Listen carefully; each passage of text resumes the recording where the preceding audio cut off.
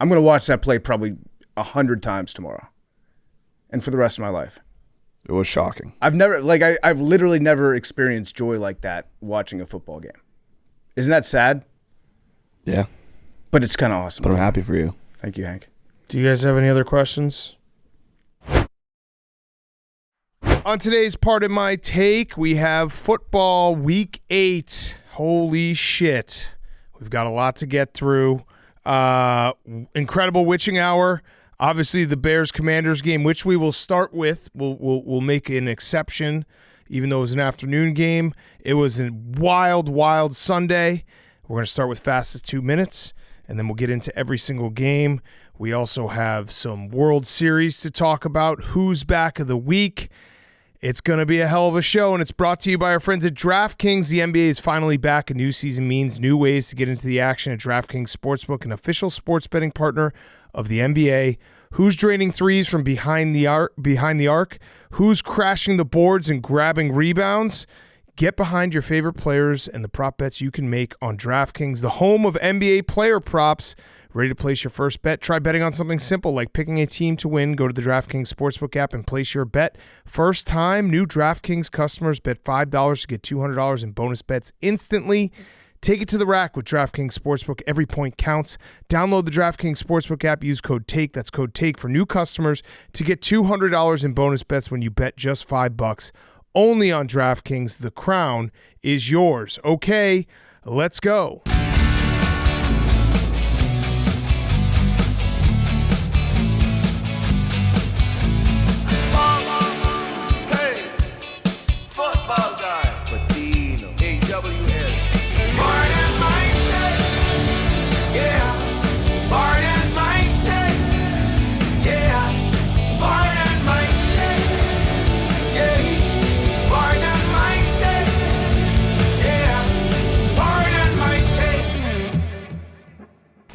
Welcome to Part of My Take, presented by DraftKings. Take it to the rack with DraftKings Sportsbook. Every point counts. Download the DraftKings Sportsbook app. Use code TAKE. That's code TAKE for new customers to get $200 in bonus bets when you bet just $5. Only on DraftKings. The crown is yours. Today is Monday, October 28th, week 8. Whoop! Whoop! Whoop! Some spread. Let us be the first to wish a happy National Tight Ends Day to all those that celebrate. And a happy Halloween. In Houston, where this election day our Second Amendment rights are at risk after an AR-15 fired erratically on Sunday. Joe Mixon-Awater kept the Colts defense sober in a back-and-forth affair as Josh Downs Goes Frazier was able to keep the Colts close. The Colts had a chance to tie it late, but it was Danielle Hunter S. Thompson who went gonzo mode on the struggling Colts QB, ending the game for the Texans. Texans 23, Colts 20. Whoop, whoop. We go down to Tampa Bay, where Kirk, did you know FDR married his cousins, was wheeling and new dealing. No one thought he could use his legs, but here he is going for 13 yards, getting Falcons fans out of a Great Depression. Kyle Pitts caught a body from a long distance away, and it was literally a no-scope, as the refs didn't have a good angle to see if he scored. Cade Ottoman Empire made the defense look like turkeys and was a Constantinople presence in the Falcons' end zone, scoring twice. The Falcons walk into your trap. Take over your trap. Falcons 31, Bucs 26. In Miami, where the Dolphins were back to playing 2 girls, 1 cup, but this time their quarterback learned how to slide, making sure no one in attendance threw up. Trey McBride in prejudice was a tough read for the Miami defense, going for 124 yards on the afternoon. The Cardinals hung tough, leaving it up to Chad Ryland Boy, living in the Caribbean, to kick the game winner. Hey, whatever happened to those guys, Teej? They sucked each other's dicks, Boom.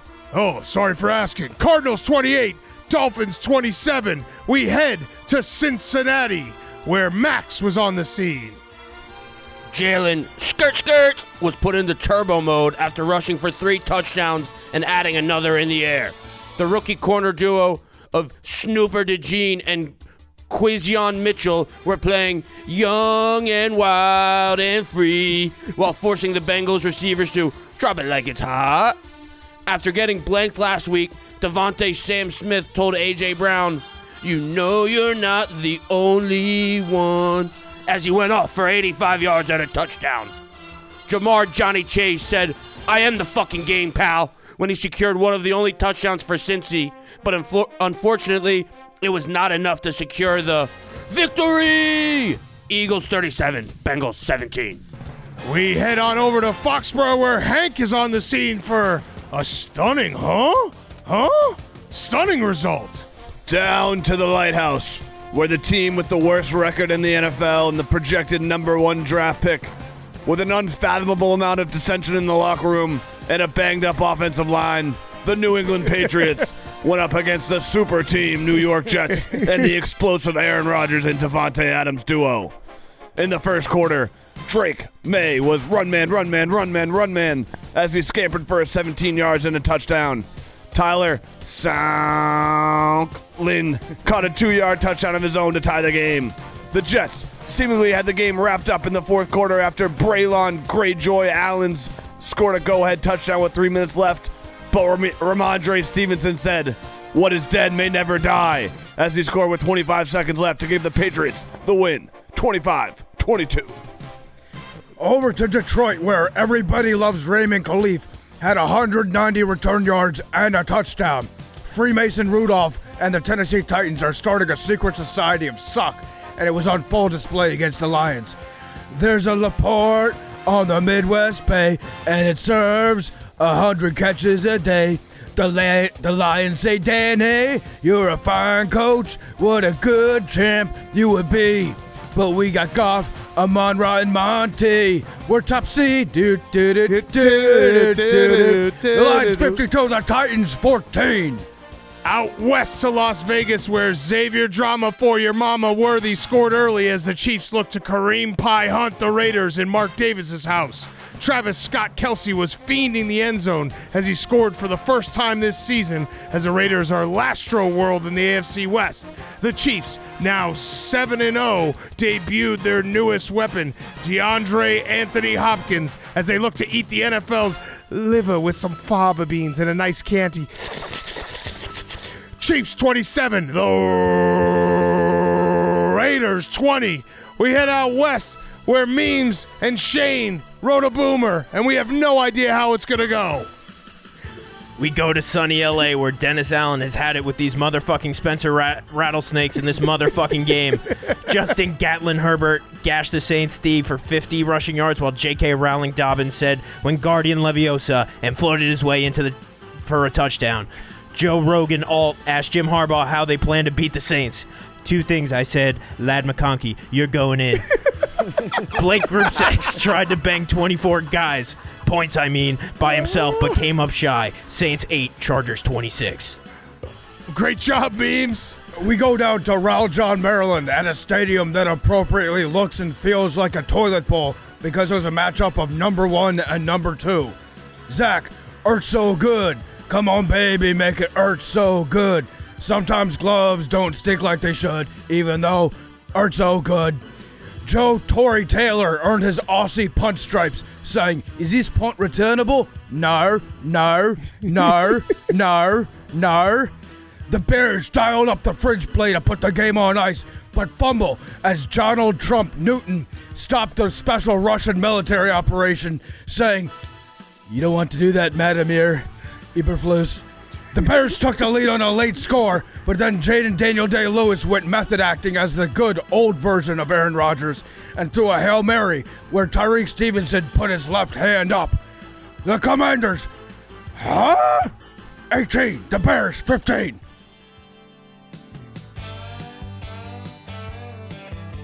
Standing on the corner, Jameis Winston, Cuyahoga, such a fine sight to see. He's now QB1, the Browns are having fun, the Lamar can't beat the AFC. His arms are heavy, he's calm and ready, and there's vomit on his sweater, Mom Spaghetti. Browns 29, Ravens 24, and that is the fastest 2 minutes of Week 8, brought to you by our friends at Chevy. There's a reason we've never done a Mount Rushmore of pickup trucks, and that's because, for Pardon My Take, there's only one pickup truck, the Chevy Silverado. Why is that? Silverado's a partner you can depend on. We've all spent time driving and using the Silverado for all kinds of Pardon My Take jobs, adventures, and other shenanigans. Silverado's been our ride for a cross-country trip to the Super Bowl. Silverado helped us dig the biggest hole ever in the state of Ohio last year at Grit Week. Silverado helped us give fullbacks the recognition they deserve with the Low Man Award. And this year, Silverado was out west with us for our latest Grit Week. Silverado brings the grit to legendary grit paired with modern truck tech inside and out, massive screens, up to 8 cameras with 14 different views to help make driving, towing, and parking all easier.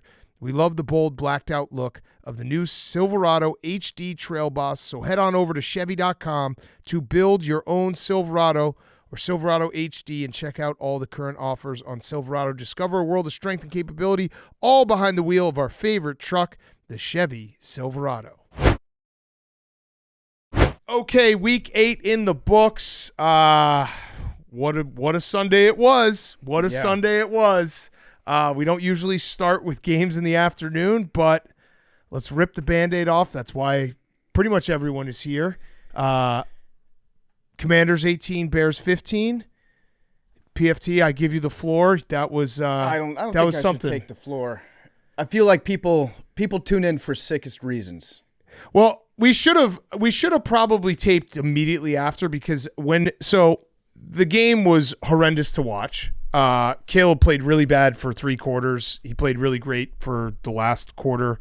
Had 2 touchdown drives, 2 game-winning touchdown drives, one that was not a touchdown drive because we decided to hand the ball off to Doug Kramer.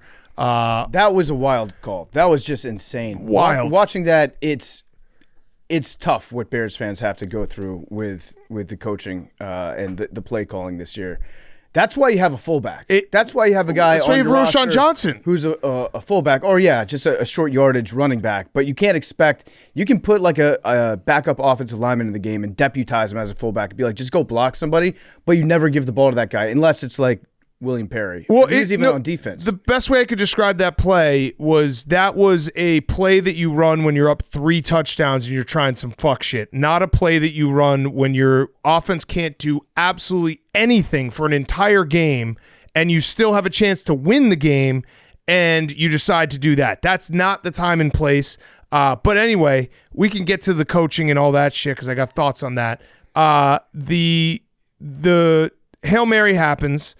And at first I was just like, of course, because we were sitting in the gambling cave, White Sox Dave, who I love, but he was like, I'll never apologize for a win after the Bears scored a touchdown to go up.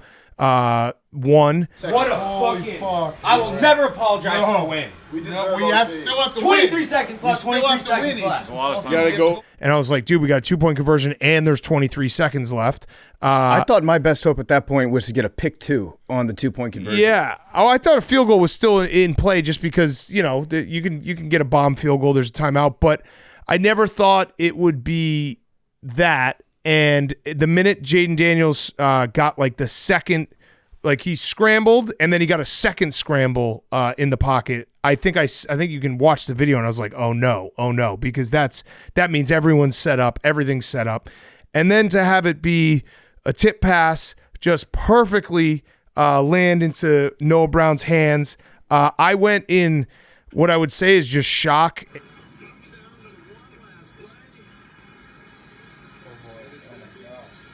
Hold it.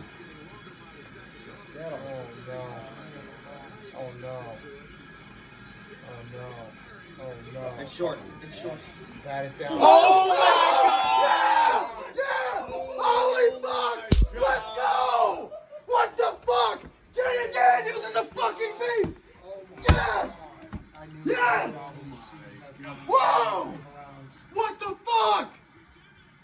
What the fuck? Whoa! Holy shit! That was the craziest game I've ever seen, I think. It was a broken rib, holy fuck!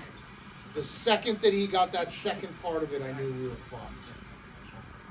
And like I went up to my office and I was sitting there and my body, it felt like I had a fever because my body was like overheating and it was just like numbness all around, like my legs were numb. That and then I finally calmed down, or not calmed down. I was calm because I was numb. I finally came to, I want to say, and then I went online and saw Tyreek Stevenson waving to the Commanders fans and talking shit, and then not doing his job, which was to be the guy covering Noah Brown in that situation, and I went numb again. Yeah, so Tyreek Stevenson, he was talking shit to Terry McLaurin earlier in the game. I think he got a personal foul. He did the point through a guy's face mask. That guy's a piece of shit. And then on the last play, he was definitely lined up on that side of the field, Noah Brown. Didn't see the ball get snapped because he was waving at the fans. You can see Bears fans pointing to him to tell him to go fucking play the play. Defense. Yeah, good coaching. Go do your job. That were there. And so then he runs into the big mess of humanity, loses track of Noah Brown, who's the trailing guy, who that's what he's supposed to be doing. That's what Tyreek Stevenson is supposed to be. He's supposed to be guarding him. He's supposed to be behind. And, there's just... He got to the ball first. Yeah, he did. He put his left hand up. Yeah, it's not where he was supposed to be, though. He was not supposed to be there.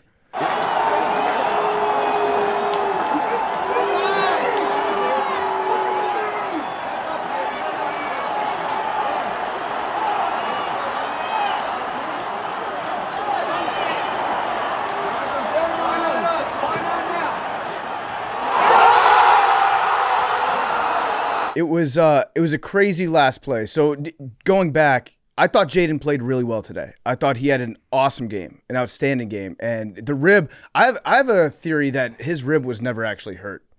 I think that after that first run of the Panthers game, the coaching staff was like, hey, Jaden, it's the Panthers. You just ran easily for 50 yards first play of the game. Let Marcus take over. Go to the training room. And then all week long, it was all secret. They couldn't get a picture of the guy. He was like Bigfoot. You couldn't find him anywhere. And then he gets out there and immediately starts running well with the ball. And he played awesome. The red zone offense stinks, but I think maybe the working theory is just don't bother with the red zone. Just throw the ball from the opponent's 40-yard line every time, and that'll work out. So he held the ball for 12.7 seconds on the Hail Mary that he threw, which is the longest. I think that's the longest in the history of next-gen stats to hang on to a ball before throwing a touchdown pass. And I just want to say, because I saw some Bears fans being like, what about the holds? Tyreek Stevenson negates all the holds. That's who you should be worried about. There's no, we talk about it all the time that when you have a call go against you and you do the screen grabs and you put doesn't matter. When you have a fucking defensive back not even paying attention to the play, that's where all the blame goes. And it goes to Eberflus, and it goes to everyone on the coaching staff and the shit that they threw out there after a bye week. But yeah, you can't be like, hold. We had a fucking guy who wasn't even playing. Yeah. I did see a couple of those screen grabs. I saw some of those video clips. If you're complaining about a minor hold on a Hail Mary, just get over it. Again, those are never called. It doesn't even matter if it could have been the most egregious hold. Yeah. We had a guy not playing. Yeah, you had a guy that was yelling at the fans. That's the problem. Yeah. It's crazy. That's a much, much bigger issue. But the last play, I thought the Commanders were done, but he got the ball down the field a couple times. He took what the defense was giving him. And then Tony Romo's dumbass. First of all, he jinxed our kicker. The second before the kick was attempted, he's like, he hasn't missed all season. Yeah. He snuck that in. Yeah. And then goes up, misses the field goal. And then Tony was like, I think they should put in Marcus Mariota to throw this Hail Mary. Fuck you, Tony. You're wrong. Tony's very wrong. It was short. It was a little bit short, but it ended up working out. Yeah. And I think that is probably the happiest I've been. This is actually how sad my life as an NFL fan has been. I think that play that I just got to witness today, that is my happiest moment as an NFL fan since I've started watching football. Because the Redskins won a Super Bowl when I was like 6. I don't remember that. I remember the celebration afterwards. I maybe remember a little bit of it. But since then, you know what my second favorite memory is probably, besides obviously Dan Snyder selling the team. That I don't count that as football, though. It's off the field. On the field. Monday Night Football. RG3. Monday Night Football was cool this year. But it's in the Vikings game. I would say winning a playoff game in Tampa. We beat Chris Sims, and we won 17-10. I think Mark Brunell had 35 yards passing that game. That until today was my best football memory. And then this was just, it was sometimes, no matter how fucked up you are as an organization, sometimes there are guys, and I think that Jaden Daniels is one of those guys that he completely changes everything. Completely makes people take you seriously because he's that special and that good. It's like when North Korea got the atomic bomb. It's like, yeah, you guys are a ridiculous organization, but now we have to kind of respect you, give you some space. He's my atomic bomb, and he's so fucking good, and I love watching him play. I'm just a loser. I don't really know. I mean, I'm happy for you. I'm a loser. I've always been a loser. I'm a loser. It was a terrible football weekend, start to finish. I thought it was going to be bad. It somehow was way worse. And it was somehow, we talked about it on Friday, being like, what would get the best ratings? What would get the most people watching? This is it. Yeah. That ending was it. That was a dog shit game by the Bears. They're a joke. The Eberflus comes out of the bye week. I don't even know what they did during the bye week. There feels like it was no game plan. Caleb was bad. I'll save for my positive spins for the end that you guys will think I'm crazy. But I'm a loser, and that was loser football, and Eberflus should be ashamed of himself, and Shane Waldron should be ashamed of himself. And it's like, that's a game that was as ugly could be. The defense kept you in that game.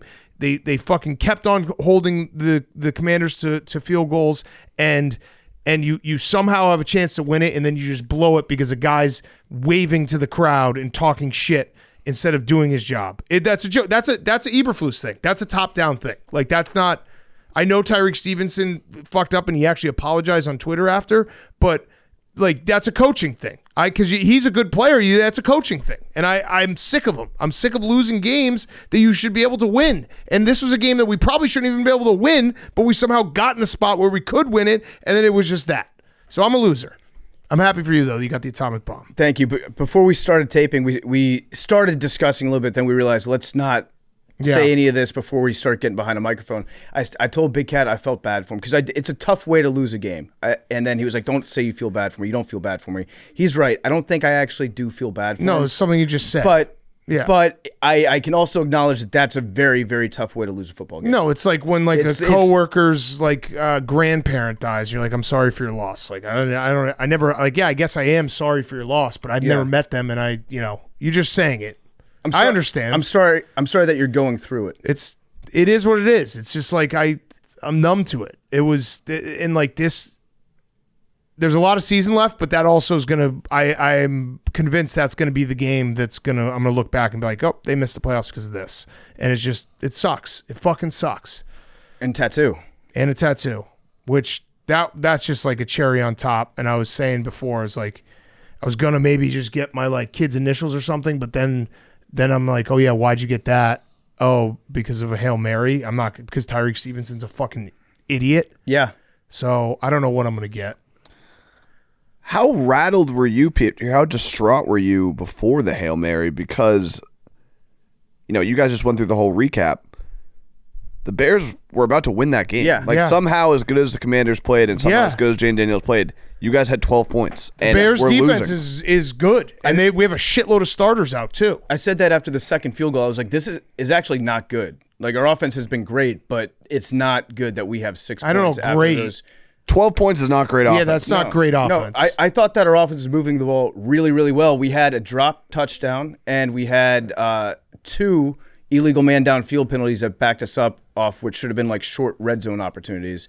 It wasn't really the offense in terms of like getting the ball out and getting guys open and all that. It was making stupid penalty mistakes like we have in the past and just shooting ourselves in the foot. What were you gonna say, Max? Don't say great. Because, I mean, like a penalty is not great. Passes is part of offense. And penalties are part of offense. I thought that, if you look I don't have the stats in front of me, but if you see how many yards we had in the first half, I think that we had great offense in the first half. I want to say we had like but you didn't score touchdowns. What, 250 yards of offense? And 12 points. Great offense and scoring touchdowns. It was not good. Like the red zone was a actual My question was, how distraught were you before the Hail Mary? I was pretty distraught because it was a game that you should win based on how we played. And the fact that we just let them hang around until the very end. Honestly, I was very, very upset at that point.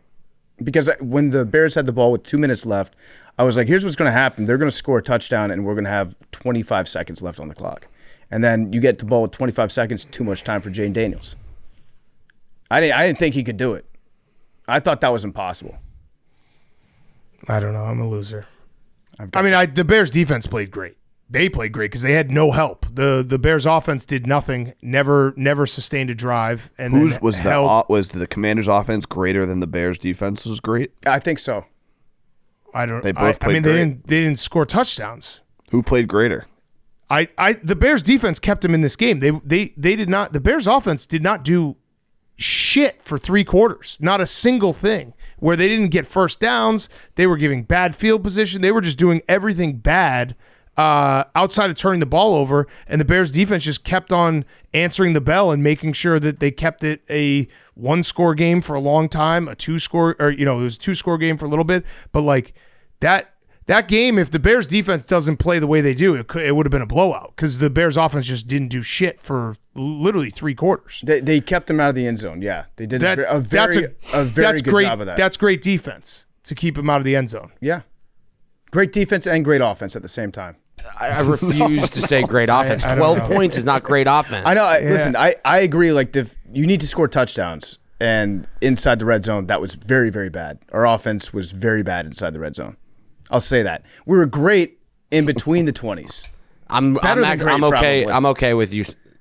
I'm okay with you saying that. We were like all-time great in between the 20s. Now, and then you get in the 20 and you become all-time bad. But that's great defense. And that's when defense became great. It was just great football. It's funny that we keep saying great because it was not great football. No, it was bad football. Yeah, it was a bad game. It was a very boring game until the last 10 minutes of it. So here's the crazy part. This is for Bears fans only. Listen, Caleb was bad for 3 quarters. Dog shit. The offense was so bad. I don't know what the bye week was for when you didn't even have it felt like there was no flow. It felt like there was no hey, here's a mismatch. Cole Kmet they didn't target Cole Kmet ever. The offensive line is a disaster. I understand that. Everyone always uses that as an easy excuse. It is obviously a problem, and we had more injuries on it, but it is what it is. Like, we know the offensive line sucks. It's not like you went into this game being like, oh, our offensive line's going to all of a sudden be good. Caleb, what he did in the 4th quarter is why I'm not selling any of my stock in him. I know people will be like, he sucks, he's a bum, he's a bust. I got about a billion tweets of that. I don't care what he was doing in the 4th quarter. That throw to DJ Moore hanging in there where he's got no time, getting killed. I'm not. And then he threw that sidearm underhand one. I'm not going to change my opinion on Caleb Williams. I did change my opinion. Well, I didn't change my opinion. I just reaffirmed my opinion that this coaching staff is a joke. And we need to get rid of them as soon as possible because it's like they're a joke. They're a joke. Like, that's a bye week. You come out of a bye week looking like that. I don't know what the fuck that was. So, and the Doug Kramer handoff is just an all-time. Has he taken other handoffs? No, he's been. So this all goes to week 3 against Boone. Indianapolis. Week 3 against Indianapolis, we had the set of a series on 1st and goal where Shane Waldron called just terrible. He called like a wildcat play. He called an option play to the short side. He just did terrible job play calling. And the offense went and was like, dude, you gotta fix this. Next couple of weeks, every time we got on goal line, it was the same thing. Just run the ball with Roshan up the middle. Doug Kramer would come in as a fullback. So he was like, hey, here's my new wrinkle. I'm going to hand the ball off to Doug Kramer. That was insane. It's I actually feel bad for Doug Kramer because dude, you're not a running back. You shouldn't be put in that spot. Again, that's a play where if you're if you're up by, and then now we're in fantasy land. If you're up by 3 touchdowns against the Packers, you're like, haha, Doug Kramer. It's the fridge. But it was so stupid. And this team is just, they constantly lose games like this. And it's just a joke of a staff. And the bye week but I'm not as upset as I was right in the moment after. The defense will keep us in pretty much every game. You saw it today. The defense is going to keep us in every game. Caleb was really bad for 3 full quarters. And if he plays even B- football, I think we win this game before we even get to the Hail Mary. He didn't. He played D-, F+. And then in the 4th, he played A- football, and he was great, and it was too little too late, and Tyreek Stevenson. So, yeah, I'm a loser. The big question I had about the Commanders is their defense, because their defense has sucked. When I say sucked, I mean bottom 2, bottom 3 in the league at times. Today, the defense did play great. First half, great defense by the Commanders. I thought that whatever Dan Quinn's doing, he's figured something out. They don't have the guys. They don't have the talent on defense, but they're playing really, really hard. The scheme is adjusted because Dan knows what kind of people he has in the secondary, and he knows what they're good at, what they're not good at. They're not good at having Emmanuel Forbes on the field, and they're not good at a lot of other stuff initially, and now somehow they've managed to turn around and become a pretty decent defense. So I hope that part of it keeps up. Well, yeah, I mean, and you said, I think in the middle of the game, you're like, where's this pass rush coming from? And I was like, the Bears offensive line cannot block. I mean, we had a couple more injuries.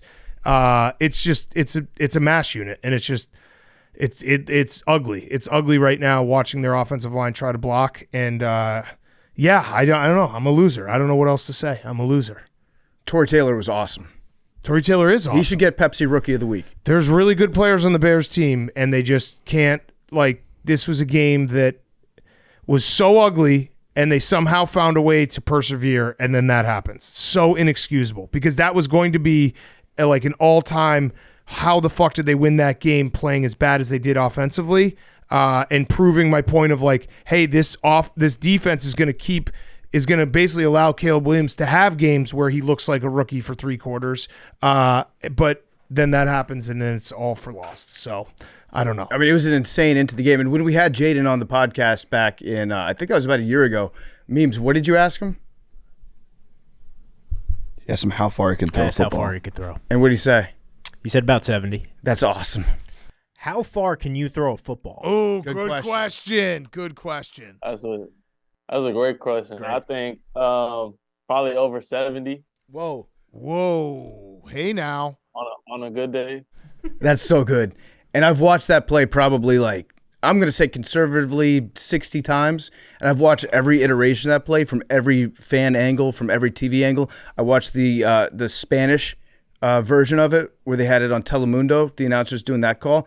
I even watched the dots. That's how sick that play was. Is I watched the dot thing that everybody posts about, and they act like it's super interesting. Did they show the pre-game, the before snap dot? Oh yeah, they have it at the snap. They don't have it before when he's waving to the crowd. I don't know if they had. There was no hand on the dot that was waving, but dot talk, even the dots were great on that play. I'm gonna watch that play probably 100 times tomorrow, and for the rest of my life. It was shocking. I've literally never experienced joy like that watching a football game.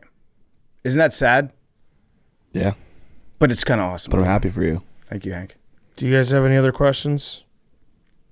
Max has a question.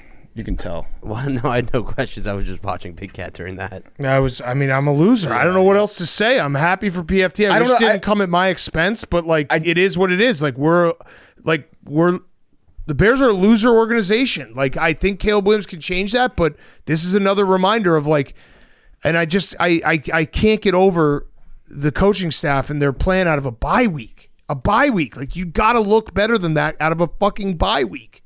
And it's just insanely frustrating. Insanely frustrating because those games, the games where you don't play good enough to win, but then you find a way to win, that's when those are the games that you got to have a couple of those if you want to go to the playoffs. And that they had it.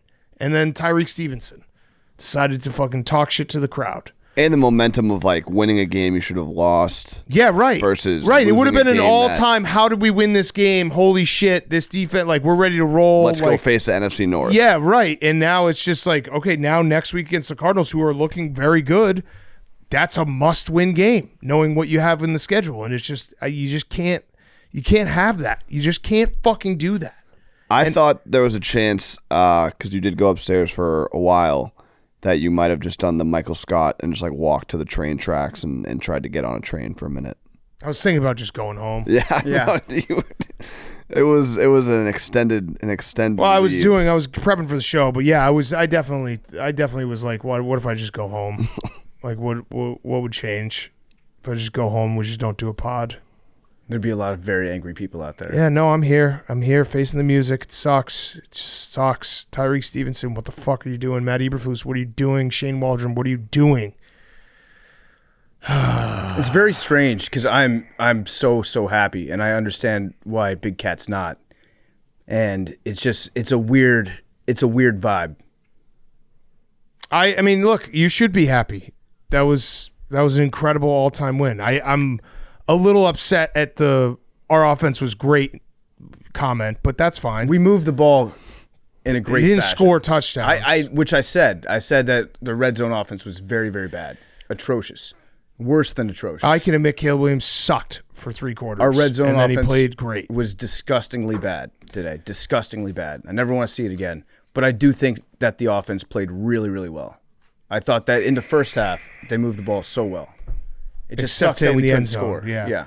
The Caleb Williams had 2 game-winning drives. I guess that's the only positive I'd have, and neither of them counted for game-winning drives. It's fucking stupid. That was like literally something I said to myself, like, "Oh yeah, he had 2 game-winning drives." No, he didn't. He actually had none because we didn't win, and also he didn't. We handed the ball off to Doug Kramer. That sounds like a guy who's like 50. He would have been a legend. He was a legend when he was blocking for Roshan the last couple of weeks. Everyone loved it. Isn't he the guy that's from Chicago too? Yeah. Yeah. And he's Hinsdale. It's fucking, the whole thing But is he the sucks. Yale guy? No, I don't think different guy. Doug Kramer went to Yale. Different guy. I don't think so. I'm pretty How sure much percent Doug Kramer went to Illinois. That's Waldron's fault, right? Yeah. Is that what percentage do you blame Eberflus for? I blame Eberflus a lot more for the Tyreek Stevenson than I do the Doug Kramer. Waldron's the Doug Kramer. He's calling the plays. Yeah. He's the one who installed that in the bye week and was like, watch this. We'll fuck him up. It was a genuinely insane play call to make in that situation. It's third down. I mean, it's third down. You get two shots to run the ball up the gut for a touchdown. Why? Hank, did you see Dan Quinn do the double fist pump? Mm-hmm. I get it now. Perfectly normal. Oh, I get it now. In a moment of just pure ecstasy, the double fist pump, it occurs. It's like the going into fetal position happens when you're afraid naturally. The opposite of that is the double fist pump. You when you're so pumped, that's the only thing you can do is 2 pumps. The last 2 things I had, one is they had a sideline view of Caleb watching it happen. I don't know if you guys caught it, but like the funniest part, not funny, but Keenan Allen was just smiling because he's a Charger, and he was just like, yeah, dude, this happens to me every time. Mm-hmm. Like, this is the Chargers shit right here. And the other thing is, and again, I know that people are going to call me crazy and stupid, but it's for Bears fans only. I'm not changing anything I think about Caleb Williams. He had a really bad first 3 quarters and a really good fourth quarter. And you win games in the fourth quarter, and he did enough in the fourth quarter to win that game. And then the defense, which did keep him in the game, had a lapse in Tyreek Stevenson that just fucking sucks. So, yeah. Anything else? I'm also just mad that Memes got to smile on my face because Memes, we're gonna get to the Jets. His season is over. His team is a disaster. But Memes, for everyone who knows, for people who want to know how this works, Memes literally just got like his quota for like views and clips and everything for the year based on that game. He's like a cop at the end of a month just sitting there getting people on speeding tickets. He literally could just be like, see these numbers? Boom. And like half of them are from the Hail Mary. And he's like, where's my raise? I think it's interesting that Memes doesn't tag us in our No, because it wouldn't get the same amount of interaction. Yeah, but I know that I've been tagged by Memes when I'm at my lowest points after a bad loss. He'll tag the fuck out of you. Find him. But Yeah. it's I did this I like this. last month, and I did this with Hank last they month, shout and it your was the summer of failures. Hank, and everything was positive. Yep. So show me yours. they love this. They shout your failures. They whisper your accomplishments. Memes. I love this meme. It's okay. Getting sucked off. What do you mean? But that By was who? By everybody online, and then you come in and you're like, "Oh, I feel bad for you guys. Like you don't have my." Yeah, that was Oh, bullshit. don't do Say that. Don't do that, Oh, Memes. no, Don't no, do no. that. You are Memes. getting sucked off. You are. have been getting I might- You've been getting You've been getting and sucked fucked. off. I've been getting buried. Memes is getting buried. Yeah, it was a great afternoon for me for sure. 1,000,000%. But you don't have to say you feel bad for anyone I retracted that because that's a. I do acknowledge That's it's a shitty way to I lose. feel bad for It's you. a bad It's way to just lose a football game. If I may, PFT, I know It's a you're not shitty used way- to winning. Like this is the greatest accomplishment of your life. It's like a week 6 regular season game win. Yep. It's not week 6. If you're a real, if you're gonna have that winning mentality and you're gonna actually like make, progress in the playoffs. yeah. You should be mad you should be like happy with the win, but you should not be like we played great and we had a great offense. Like you guys lost that Yep. game. Yep. You guys lost the game where the Bears played like dog shit. I'll be coachable. And And you again, guys lost. I need to learn. And you got lucky, but like for you to be like, oh, it's great, best day of my life. Like you gotta think about some of the things you gotta fix. I know, I definitely do, and like But you should enjoy I it. said after the Bengals game, I'm working on building a personal winning culture for myself. There's a lot I don't know about winning. I don't know how to handle it. I can't act like I've been there before. I've never been there before. So to have Hank as like my shaman guiding me through this trip on how to deal with success is very helpful. What are you Hank. gonna I say, appreciate that. Max? Do we remember a conversation that we had in the past with a fan of a shitty organization saying that they feel bad for the other Yeah. people? No, PFT did a Billy to me. I said it's a. He I said billied it's a- me. I said- no, I said He it's a. billied me. I said it's a bad way to lose a football game. I didn't billy you. You did say I feel bad. No, Billy would have How been many so- times I did you feel say I bad for you. But am I not allowed to actually see that my friend Big Cat is just going through the worst shit ever? No, I don't and be care like, this about you sucks feeling- for him. you But it's at should- your expense. Yeah, you should. I know be- your that's fault. what You makes it should- so weird. I don't need you to say you feel bad for me. I feel bad for me enough. Okay, More than enough. okay. I'm just No one acknowledging needs that it's to- a bad way to lose a football. But it game. does hurt when you're like, I feel bad for you. That's hurtful. Okay. You should be saying I feel bad for us that we almost lost you. Yeah. Okay. All right. Memes. What are you gonna say? I'm He working on just this. keeps Billy. pointing at Is PFT. Billy? Don't call me the It's B word. good. Don't it's you dare good for a memes. minute. It is just. No, I honestly I wasn't trying to say it in that way. I was saying that it's just a shitty thing. It's a shitty thing. You don't have to say anything. Our teams. But you played don't each think other. it's a shitty thing. Yeah, You think it's great. our teams played each other. That's what happens. I'm happy that it happened, but I'm saying like it's a shitty way to lose a football But game. I don't need you because we played each other. Like You take it back, there's would only you? could be one winner. No, I absolutely would not take it back. After when the Hail Mary landed, I got up. I like freaked out for a second. Then I looked around, just trying to find somebody that was also a Commanders fan. And then I realized I'm in Chicago. I think Eddie was crying. And then No, Eddie. We all I just did- we ran. All of us ran. I did- Eddie was gone. Chief was gone. White Sox Dave, I think, got out of there so fast because he knows what he did by saying, "I'll never apologize for a win" with 23 seconds left. Me, Memes, and Max were popping confetti. I turned around. I was like running around like Jimmy V, looking for somebody to hug, and nobody would hug me. And then I looked back, and Hank, Memes, and Max were all had the same expression, just like their mouth open, just like staring at me. And I was just like, "Hey guys, this is good." And then my mom called, and she was like, "I think I'm gonna have a stroke." That was amazing. I was like, "Cool, Mom, don't have a stroke." I have another thing that I would like. You know that's like a lucky play, right? Yo, yeah, 100%. Okay. You But- just kept letting- you're and like, the Jaden pass Daniels was is so short. good, And the Jaden pass Daniels was is- short. That's just a lucky play. Like But- any quarterback can make that throw. Well, Jaden made it. I know. But he also like, don't, did it. But it's not. It's just a lucky play. That's what I'm good. He's my It was A bomb. short of the. It was short of the end zone. Everything about the guy. I don't know what it is. Everything about him. I love him. That play was I way love less Jaden. about Jaden Daniels and way more about the Bears' incompetency as an organization. Not to mention the holds. The holds do not fucking matter, Hank. It was Tyreek Stevenson being a fucking idiot. All time, stupid play. I went from being very upset with the team to just being like, this is heroin. No, you deserve it. I mean, it was a great moment for you. All right. Should we go to the rest of the games? Did we get enough blood? Don't let memes divide us. I'm not. I've not said I wasn't. The only thing I disagreed with that you've said so far was that you had great offense. That was the only thing. That doesn't really check out when the Bears were able to hold you out of the end zone until a Hail Mary. But everything else, you guys like deserved to win that game. The Bears did not deserve to win that game. They fucking sucked for the majority of that game. The vast majority. That would have been a lucky win the other way if the Bears had done it. It would have been like, how the fuck did they win that game? Because they were a joke. Again, off a bye week.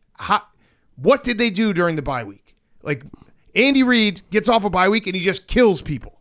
That's what happens. Matt Eberflus gets off a bye week and they run dog shit plays for 3 quarters, which I guess Matt Eberflus is a defensive coordinator, or he's in charge of defense. So kudos to him. Great job, dude. If he wants to be defensive coordinator next year when Ben Johnson's our head coach, I'll be fine with that. He can keep his parking spot. And then he had like tone deaf things after the game where he was just like, there's a lot of positives to take from this. Shut the fuck up, dude. There's no positives. You lost in the most embarrassing fashion possible. Just go up there, take your fucking medicine, and realize that yet again you lose a game that you should win because you're just not prepared as a football team. Guess the line. Cardinals. I mean, the Cardinals are good. Whose line is it anyway? They're not top of the NFC West anymore. Where's the game? It's in Arizona. Whose line is it anyway? Brought to you by DraftKings. Cardinals -1. I'm going to say Cardinals -3. PFT keeps winning. Cardinals -1. Okay.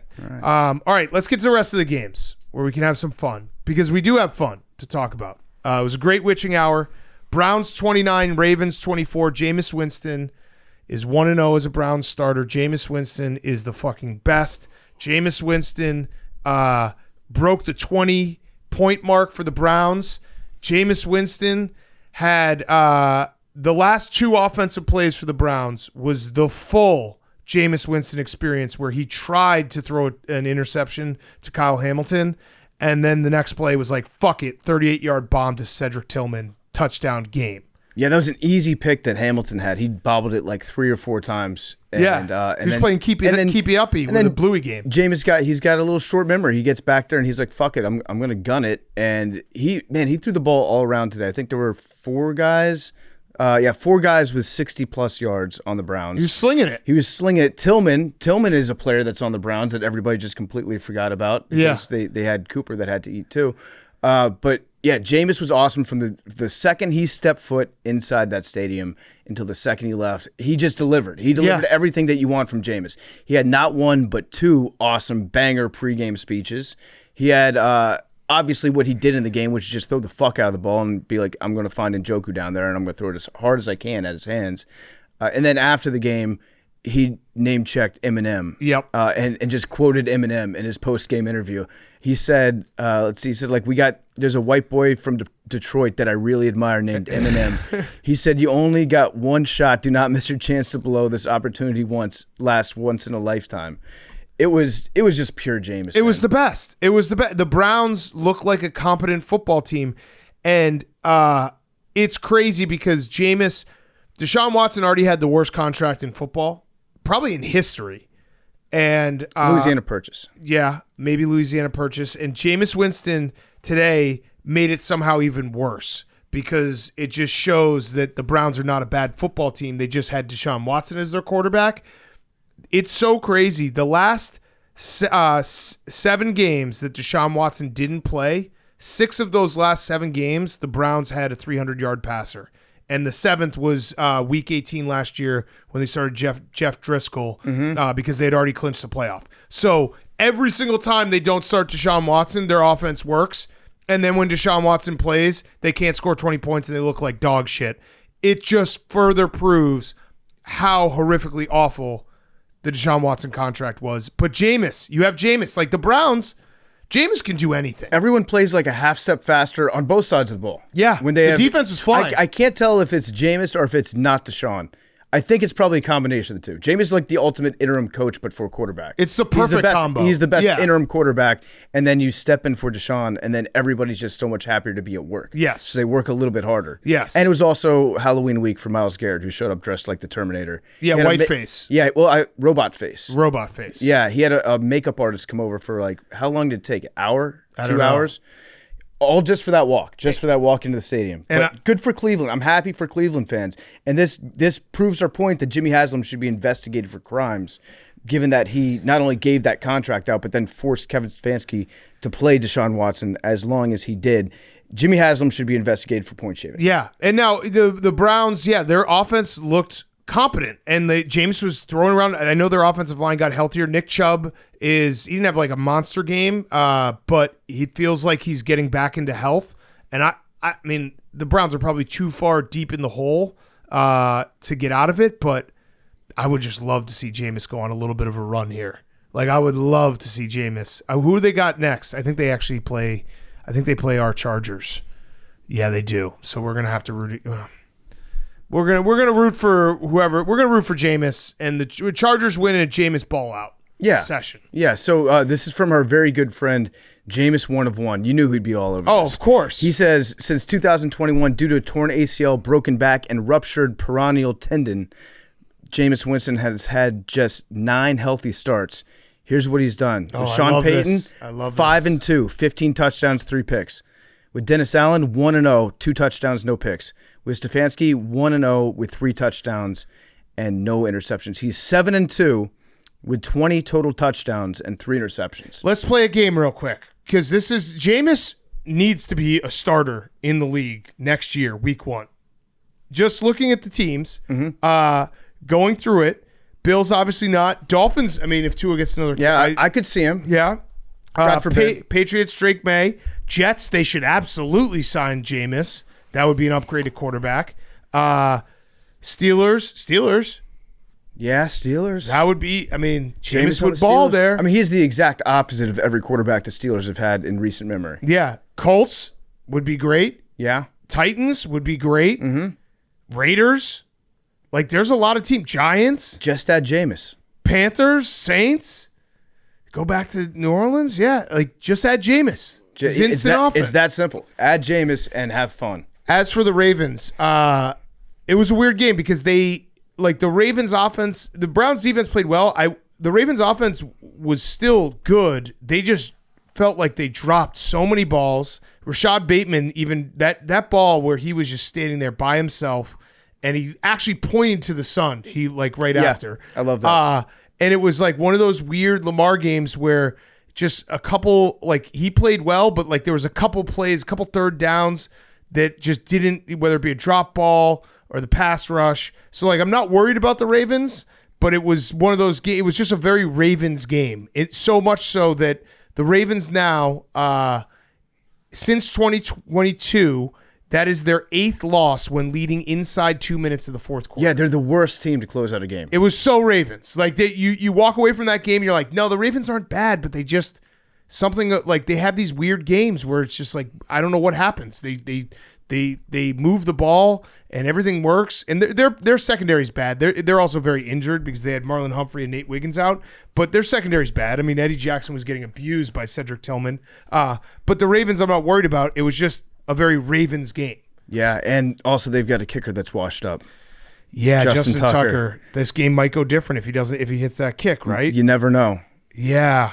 Lamar can only beat the NFC. That's what people are saying. He is a little washed up. Who do the Ravens have next week? They're probably going to beat the fuck out of someone, right? Let's see. The Ravens have to have the 2 weirdest losses. The Broncos. Oh, that's actually going to be a tough game. Yeah, the Ravens, they've lost the Raiders and they've lost the Browns. All over the map. They lost to the Chiefs barely. They lost to the Raiders and they lost to the Browns. Yeah, and then they kill everyone else. So I'm not worried about him, but it was just a very Ravens loss, and I'm just happy for Jameis. I'm very happy for Jameis. Yeah, I'm happy for Kevin Stefanski, I'm happy too. for football. Somebody said that Jameis should host Family Feud, right? Is that what you guys were saying? That'd be great. Jameis should host every game show. Yeah. Wheel of Fortune. He'd be a great, he's the next Steve Harvey. Love is Blind. He would be great. Call Her Daddy. Yeah. He should host every show. Is that a game show? It can be. Can be. You can win millions of dollars. The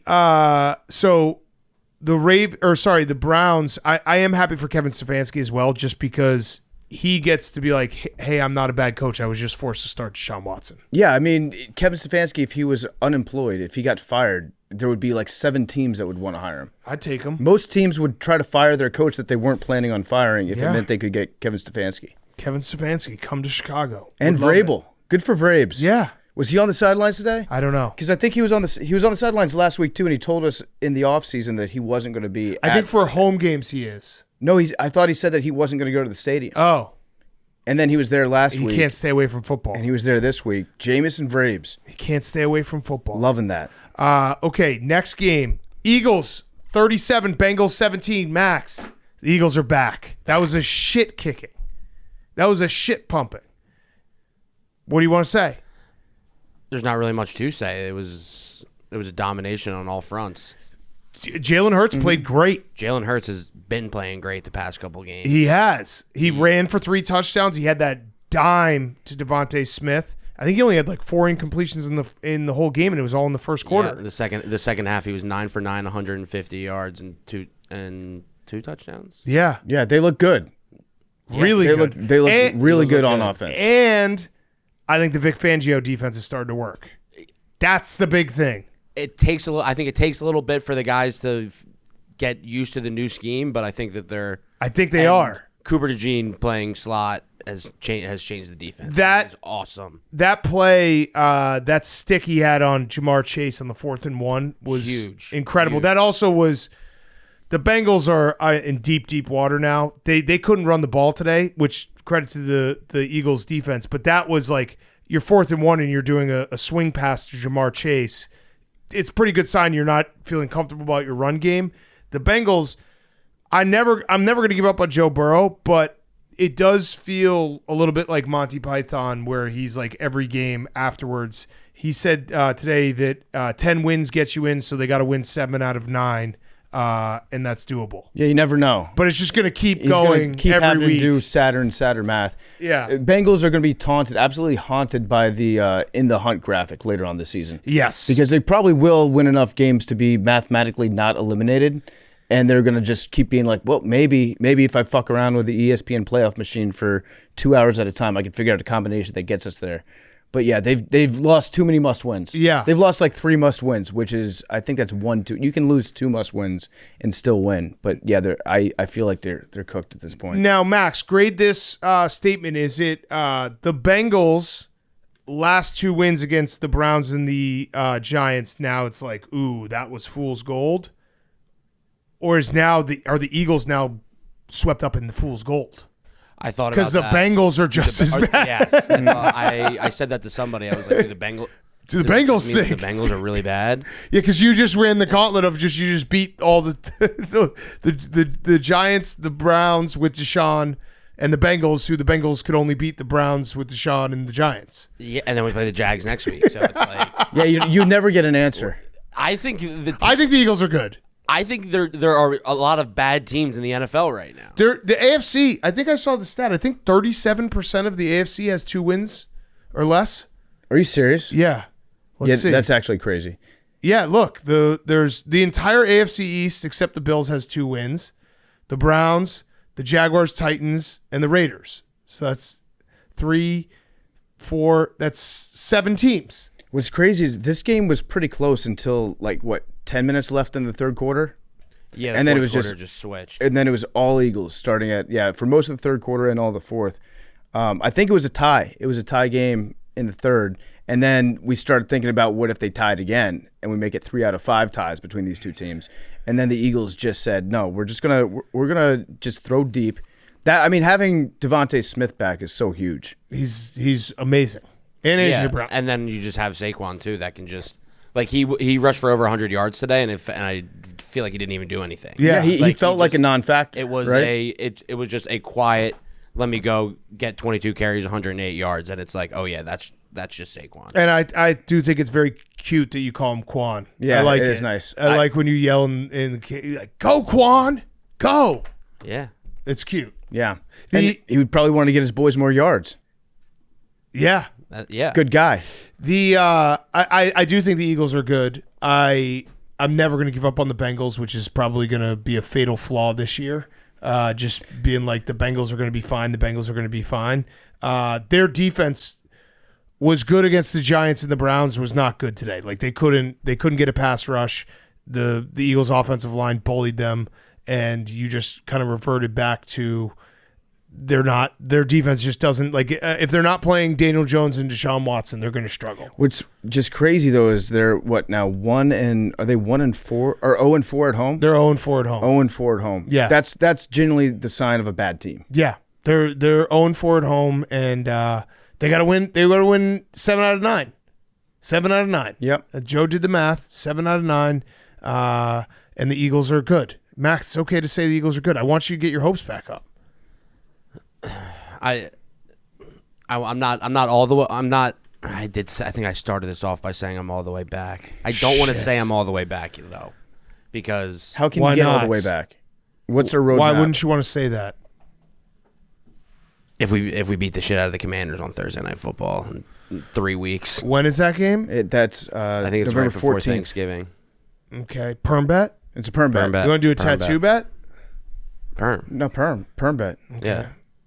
And I'll get it done immediately if we lose. Yeah, me too. Yeah. Me too. You can take your time. You can take as much time as I took. No, I'll do it.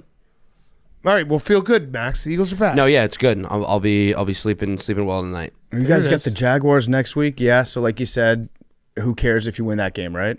And then you've got the Cowboys. That game's gonna mean something to you. Cowboys yeah, always. stink. Cowboys will always mean something, but it doesn't matter. Like, It's a 2-team race in the NFC East. that's not true.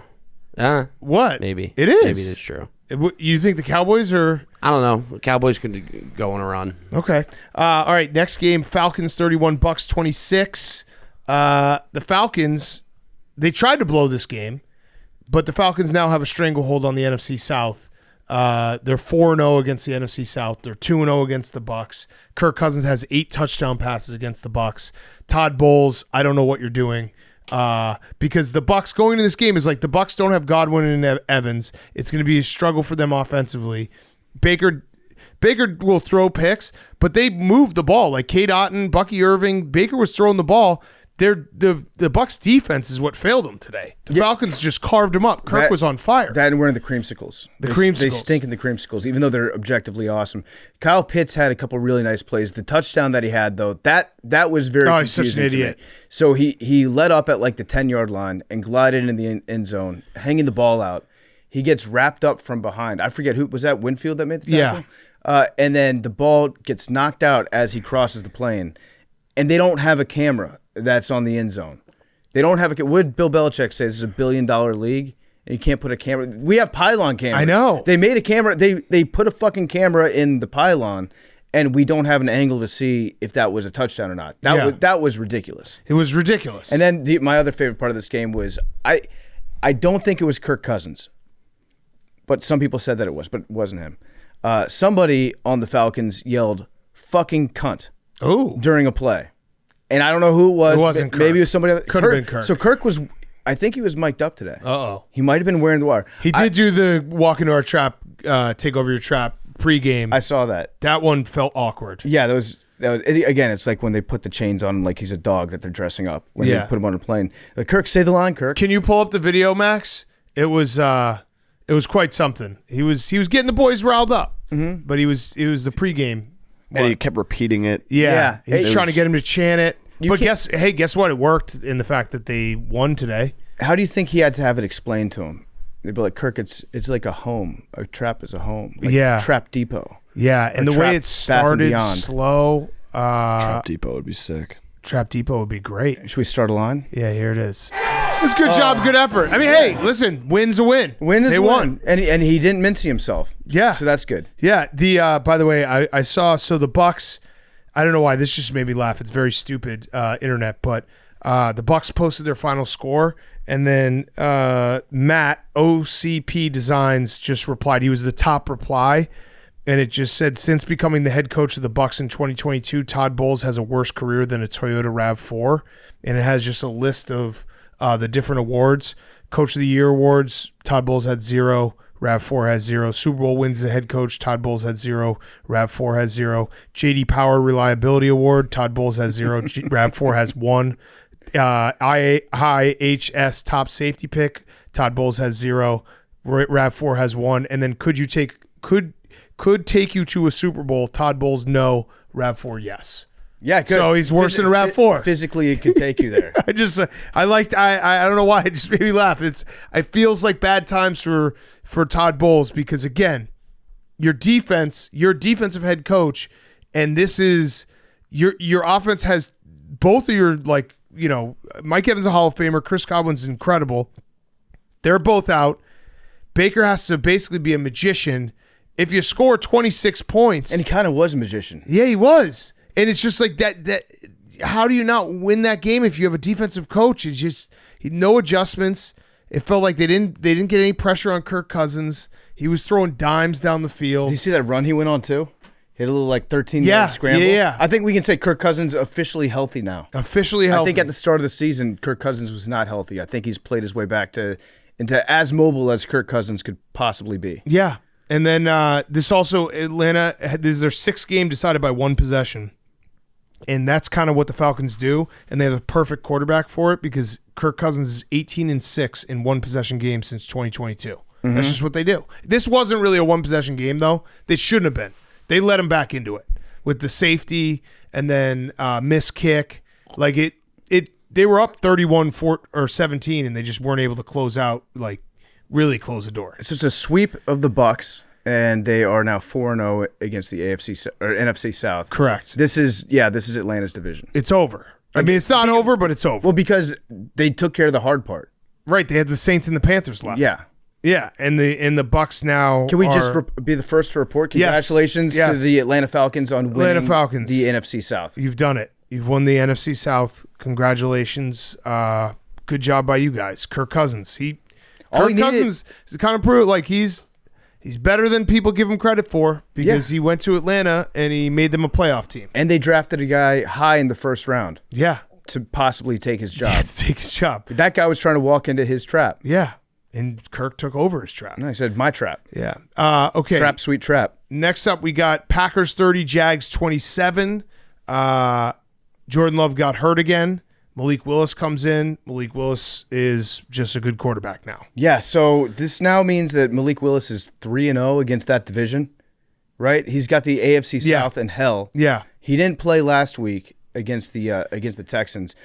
I know this might sound stupid, but I get the feeling like Matt LaFleur has more fun calling plays for Malik Willis because he has to do all the tricks. Yeah. He has to get like really weird with it. Yeah. And so he gets in there and he starts doing the like fake misdirective handoffs and then turning around and then throwing the ball back to where he just gave the fake from. He runs way cooler plays when Malik Willis is still in the game than when Jordan Love comes in. But Malik Willis out of nowhere got fun to watch. The dime that he threw to Jaden Reed that basically won them the game was incredible. Yeah. And he commanded the offense. The Packers, their defense just takes the ball away. They have 19 takeaways so far this year. It felt like the game, like the Jaguars were kind of in this game, and then the Trevor Lawrence fumble was a big change, and then the Jaguars got back into it. Like they were able to get back into it, tie the game, but the Packers, I don't know how long. Do we know how long Jordan Love's going to be out? I think it was a groin injury. They have the Lions next. Yeah, I don't know. Matt LaFleur might be able to get Malik Willis to beat the Lions. Yeah, I mean, if anybody can stop that Lions offense, it's Robert Saleh's defense. It's just, I want to. Well, let me just say this about the Jags. I actually think Trevor Lawrence, obviously the fumble was bad. He didn't play bad today, and he also had, like, everyone got hurt for the Jags. I think Christian Kirk is out for the year. Brian Roberts is awesome. He's so awesome. But they had a couple other guys get hurt. Trevor Lawrence was making some good throws, and the Jags were in this game. They kind of just Jagsed it at the end. Yeah, Trevor Lawrence he's so confusing to watch because he can make really great throws. Yeah. And he's a very, very good quarterback a lot of the time, and then he'll have a boneheaded fumble. And you're like, well, how do I evaluate this guy? Because he's so good at finding guys like middle of the field passing. He can make like the deep throws. He's got a great arm. And he also just looks like a quarterback. And then he just drops the ball sometimes. And you're like, well, I can't tell if you're good or not. Yeah. You might be very good at playing quarterback, but not very good at just holding on to a football. Right. Yeah, because that fumble, it was like on the 5-yard line. Which is a pretty big part of it. That was a very big part. And also, shout out, I don't know what defensive lineman it was on the Packers, but an all-time box out on that fumble recovery. Yeah, that was good. He just hip-checked the fuck out of the guy. Yep. Booty ball. I'm going to say something right now that Packers fans are not allowed to listen to, and you cannot clip. Tyreek Stevenson going after the fans, not doing his job. Bears organization. Chris Brooks, the running back for the Packers, who went down with a minute left to run the clock out and kick the field goal instead of scoring a touchdown, giving the Jags a chance to possibly have some time left. Chris Brooks has never scored a touchdown in the NFL, and he went down. It took his dream from him. And he said afterward, just don't score. That's the only thing going through my mind. It's always a pleasure to get the win and then do whatever. And first, it's always a pleasure to get the win first and then do whatever I can to help the team. That's the difference. Matt LaFleur coaches a team like that, where a guy who's never scored a touchdown in the NFL. Do you think that's why they gave him the ball? It's like this guy's never scored, so he's not going to score and ruin the game. But that's just good coaching and good clock management and winning football, and that was what Chris Brooks did. I mean, the guy, do you know how hard it must have been for him to, like, in the back of his head, he's never scored a touchdown in the NFL. Why? Like, you got to see that, and it was a walk-in, and he goes down and he makes the correct move. Yeah. Because it would be hard to not have the instincts of, I want to score my first touchdown, take over in that moment. Yeah, to just say no. Yeah. To deny yourself. This is also Brandon McManus' revenge game, which Yes. is a touching story that I'm sure that a lot of people followed along with. We all wanted his revenge. We all felt bad for Brandon McManus. It was a bad game for the Jaguars, but but I don't think it was as bad as you kind of wanted it to be deep down inside. If you're a Jags fan, you want clean house. Yeah. House needs to be cleaned up. And this was a bad loss. He did some stupid shit. Like, he had a defensive delay of game on a field goal. The Packers were kicking a field goal, and then they either simulated the snap count or they made weird movements, got a flag called on them, and then gave him a first down during a field goal attempt. Like, that's the kind of thing that bad organizations do. And that was embarrassing. But I don't know if this was embarrassing enough to have the ownership of the Jaguars be like, okay, Doug has to go after this one. Yeah. You need a good ass kicking. Yeah, you can't be as... They were in this game. Do you think that Sirianni is capable of giving the Jaguars a big enough ass kicking? Because if you're a Jags fan, you probably are a big Eagles fan, right? Or does Sirianni see another coach, a guy that's also coached the Eagles before and seen what this league can do to you? Yeah. Do you think Sirianni takes it easy on Doug Peterson because he's like, respect? I think Sirianni he would get Doug Peterson fired, and then he would be like, Doug Peterson, come to our coaching staff because you got that Philly magic. Yeah. He would definitely do that. Have him come be a consultant like a Robert Salah. For sure. I'd welcome him to the team as well. Yeah. Josh Jacobs also very good. Mm-hmm. He had a monster game. He's a weapon. It's maddening that the Packers keep going to Malik Willis and winning games, but they do. Yeah, it's crazy. And I've completely reversed course on Malik Willis. Now I actually like watching him How can you not? Yeah, he's fun. He's gonna probably get another shot somewhere. He's gonna get a nice contract. Yeah, he's gonna get a shot. He might Matt Flynn this thing. Yeah. Okay, let's take a break before we get to our next game with a couple ads.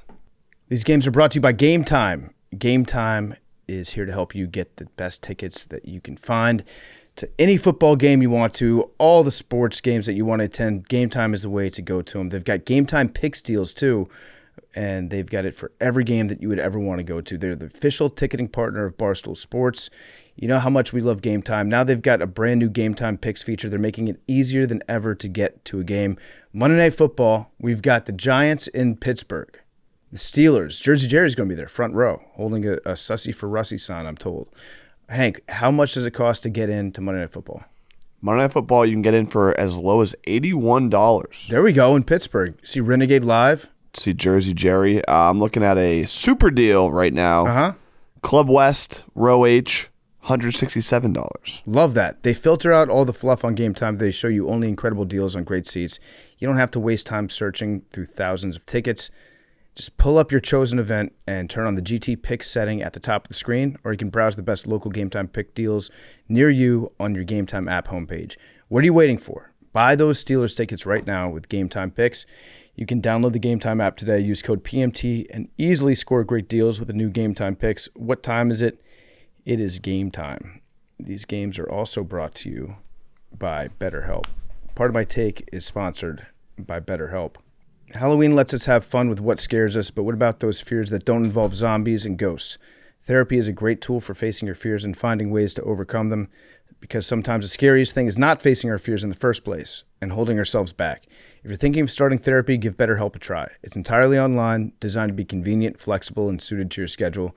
Just fill out a brief questionnaire to get matched with a licensed therapist and switch therapists anytime for no additional charge. Overcome your fears with BetterHelp. Visit BetterHelp.com/PMT today to get 10% off your first month. That's BetterHelp, HELP.com/PMT. Okay, well, Hank just walked out. I guess we'll do Cardinals Dolphins first. Yeah, okay. We're going to do Patriots Jets. Hank but might just not come walked out. back. Yeah, he might not come back. Cardinals Dolphins. Cardinals might be good. Well, they were for a fleeting moment in first place in the NFC West. Another tied for first place, or is it the 49ers? I think the 49ers are ahead of the... Oh, no, because they beat the 49ers. Yeah, no, Right? no, So the they're in Cardinals- first place. okay, They're in Cardinals first place in the NFC West. Still in first place in the NFC West. They're 4-4, and they've unlocked Maserati Marv. They've unlocked Maserati Marv, and Trey McBride is a beast, because that was the two of them when Kyler Murray was targeting them today, 15 for 18, 235 yards and a TD. Yeah. Like, they were awesome. And that was a game that it felt like the Cardinals were going to lose. And Kyler made the big plays to get them into field goal range at the end.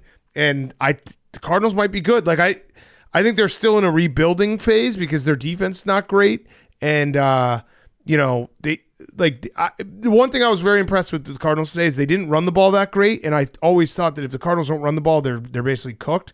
But Kyler made those like running around Kyler plays on the weekend that Call of Duty's been released. Yeah, it's a great showing from Kyler. He gets a night off. Yeah. Give him. I hope what's his name? Jonathan Gannon said after the game, like, hey, you know what, Kyler? You deserve Monday off to play some Call of Duty. Yeah, give him 2 days off. Send a replacer in. Yeah. And have him just take reps at practice. The Kyler Murray stepping up when James Conner can't thing, I feel like James Conner he's still going to pop up for maybe 3 more games this season where he has 2 touchdowns. Yeah, definitely. He'll still have his good games, but he's not like a game-changing running back. He had one today. He just didn't. Week out. Yeah, they just didn't run. It didn't feel like they had any pop on their running game. He also had a very, very funny 2-point conversion where he tried to jump from like the 6-yard line when he got the ball. Yes. And then came down at like the 4, not even close to it.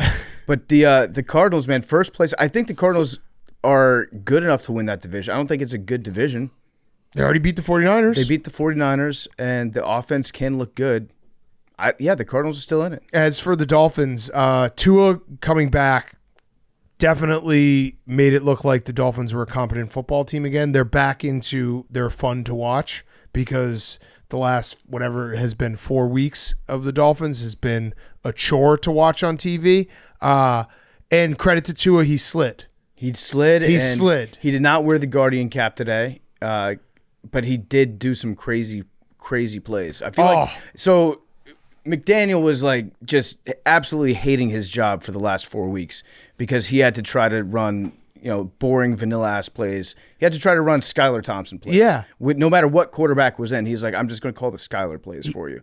And then getting Tua back, he's like, I'm going to have Tua throw the ball behind his back. I'm going to have Tua throw an empty hand with his left hand forward as he does a shovel pass with his right hand. Yeah. He was just so happy to get to do all the freaky weird shit. The way the game started, I had a theory that was maybe people weren't really listening or thought I was stupid because it is a stupid theory. I was like, what if Tua got concussed into just being permanently in the zone?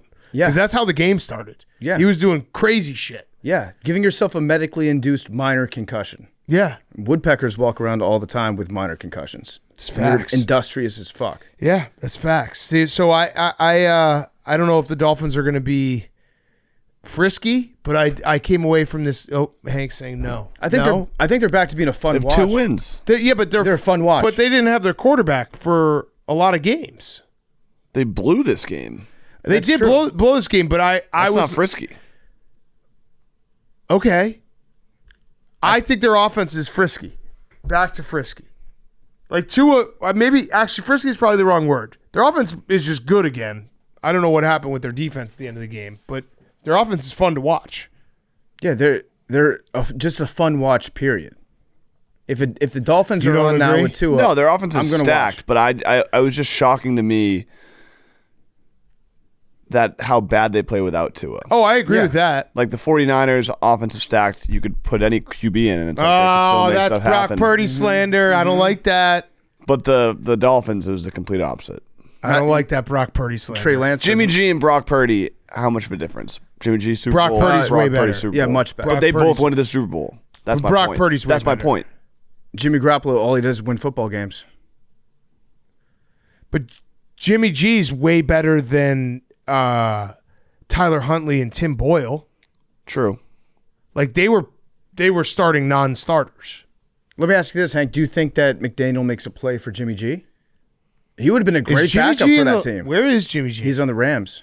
He's on the Rams. Yeah, he's getting that fucking slaying puss. Yeah, but you think he wouldn't crush puss in Miami? Yeah, well, L.A. Like here's Jimmy G. Is he did not enough puss for that man in San Fran. Goes to Vegas, puss city, and then he goes to L.A. Puss Lee Hills 90210. Then now he's going to go to South Puss in Miami. Yeah, he's hitting them all. I think he's going to have sex with every woman in America before he's out of the league. Yeah. I think the Dolphins. Here's what I'll say: the Dolphins are going to play spoiler. They'll beat a team that is trying to go to the playoffs late in the season if Tua stays healthy. You don't think so? A team, yeah. They'll win. They're supposed to be like a playoff team. Yeah. Yeah.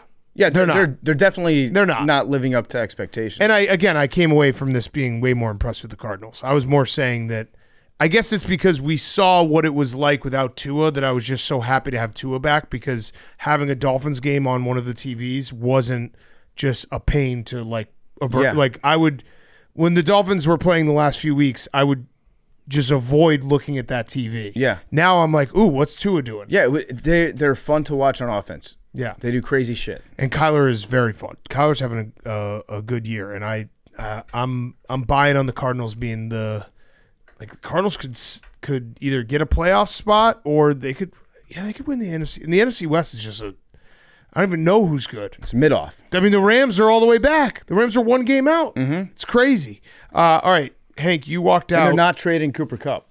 They're not trading Cooper Kupp. Hank, you walked out when we were about to do this game. Patriots 25, Jets 22. Go ahead, Hank. Floor is yours. I mean, it's sad. It was fun the last couple of weeks being able to, look at, what is it called? Tankathon? Yeah. Tankathon.com, where all the losers go, and seeing the New England Patriots at the top of the draft board, number 1 pick. Had no expectations. Thought we were going to get boat race. Thought it was going to be, the Aaron Rodgers, Devontae Adams, get right game, make a run for the playoff. They got a window. Drake May played great. Drake May only played, if Drake May played the whole game, they would have won by 40. I think he played three drives. Oh, wow. 40. Scored a touchdown, which unfortunately for the Hail Mary happened. I was really looking forward to being able to be like, my quarterback actually scored today, and he only played a few drives. I'm sorry that I took that from you, Hank. It's all right. I'm sorry. I feel bad for you. The concussion was kind of weird because it was it didn't seem like he got hit that hard. Yeah, he got hit kind of on the back of his head. It was a weird angle. It was like a tap, and I don't know if that should make me more concerned or less concerned. Why would it make you less concerned? Because it wasn't from the visual test, it didn't seem bad at all. Maybe he's too honest. And the Kyle Rudolph story, I don't know if you guys saw, some Minnesota Vikings fan found the clip from where it's from. The play, you would never notice that he got concussed that bad in a million years. Mm-hmm. He was just coming across the middle and he got hit. But that play happens in every game in the history of football. Are you just finding out that concussions might be a problem? In the No, NFL? but it was more like if he was that fucked up from that play, then that, after watching the Drake May thing, I'm like, oh, it wasn't that bad. But then it made me think of what Kyle Rudolph said. Are you saying that sometimes maybe concussions are underreported? Yeah, after that, it's like there's a million a day. Yeah. Do you, it is, so what was the meme you shared with us? Boston Sports Throwback made the meme. It was Michael Scott and his old boss at Dunder Mifflin. And the old boss said, Michael Scott was, young Michael Scott with the long hair, 2-6. I don't have my phone on me. Can you read the meme? Where's your phone They're go? shaking hands, and they're both 2-6. Where'd your phone go?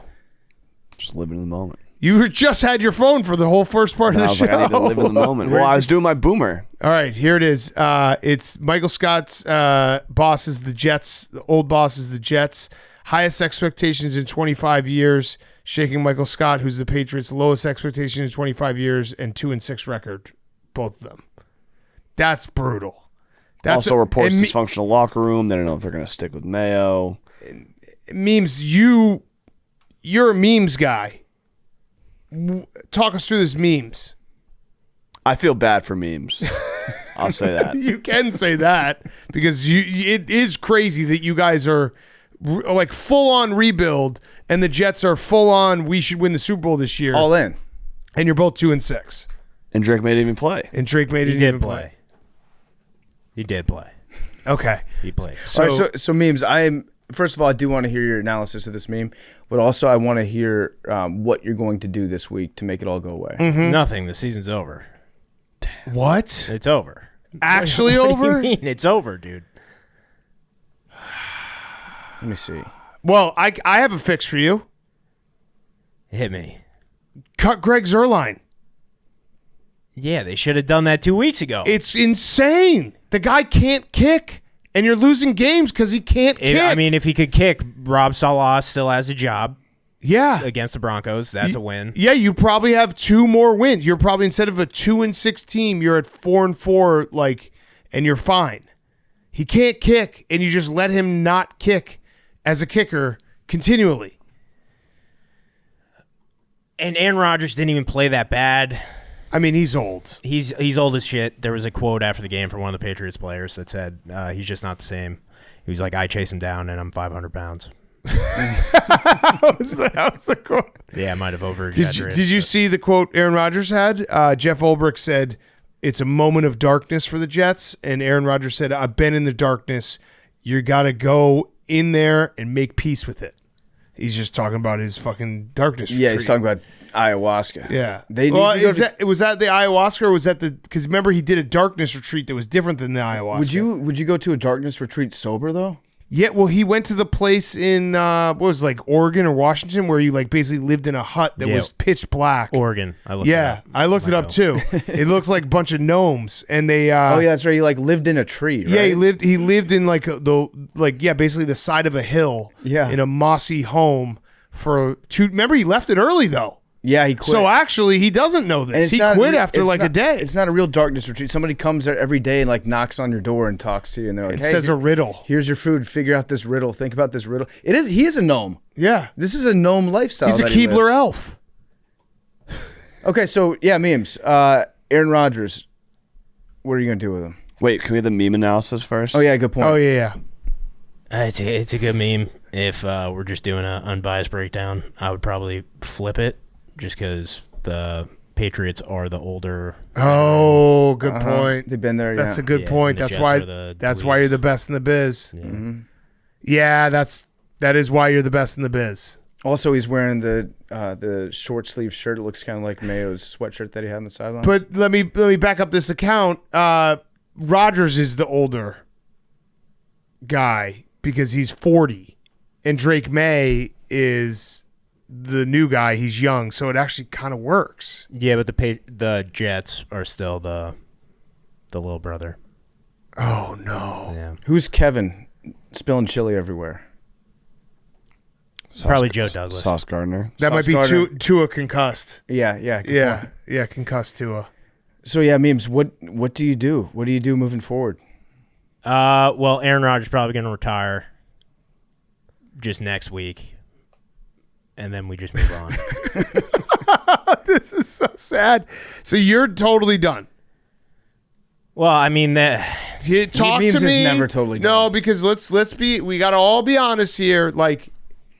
I'm not. I think the Bears can still make the playoffs. That's stupid now. We can't make the playoffs. You can't. So you're totally done. We're right now.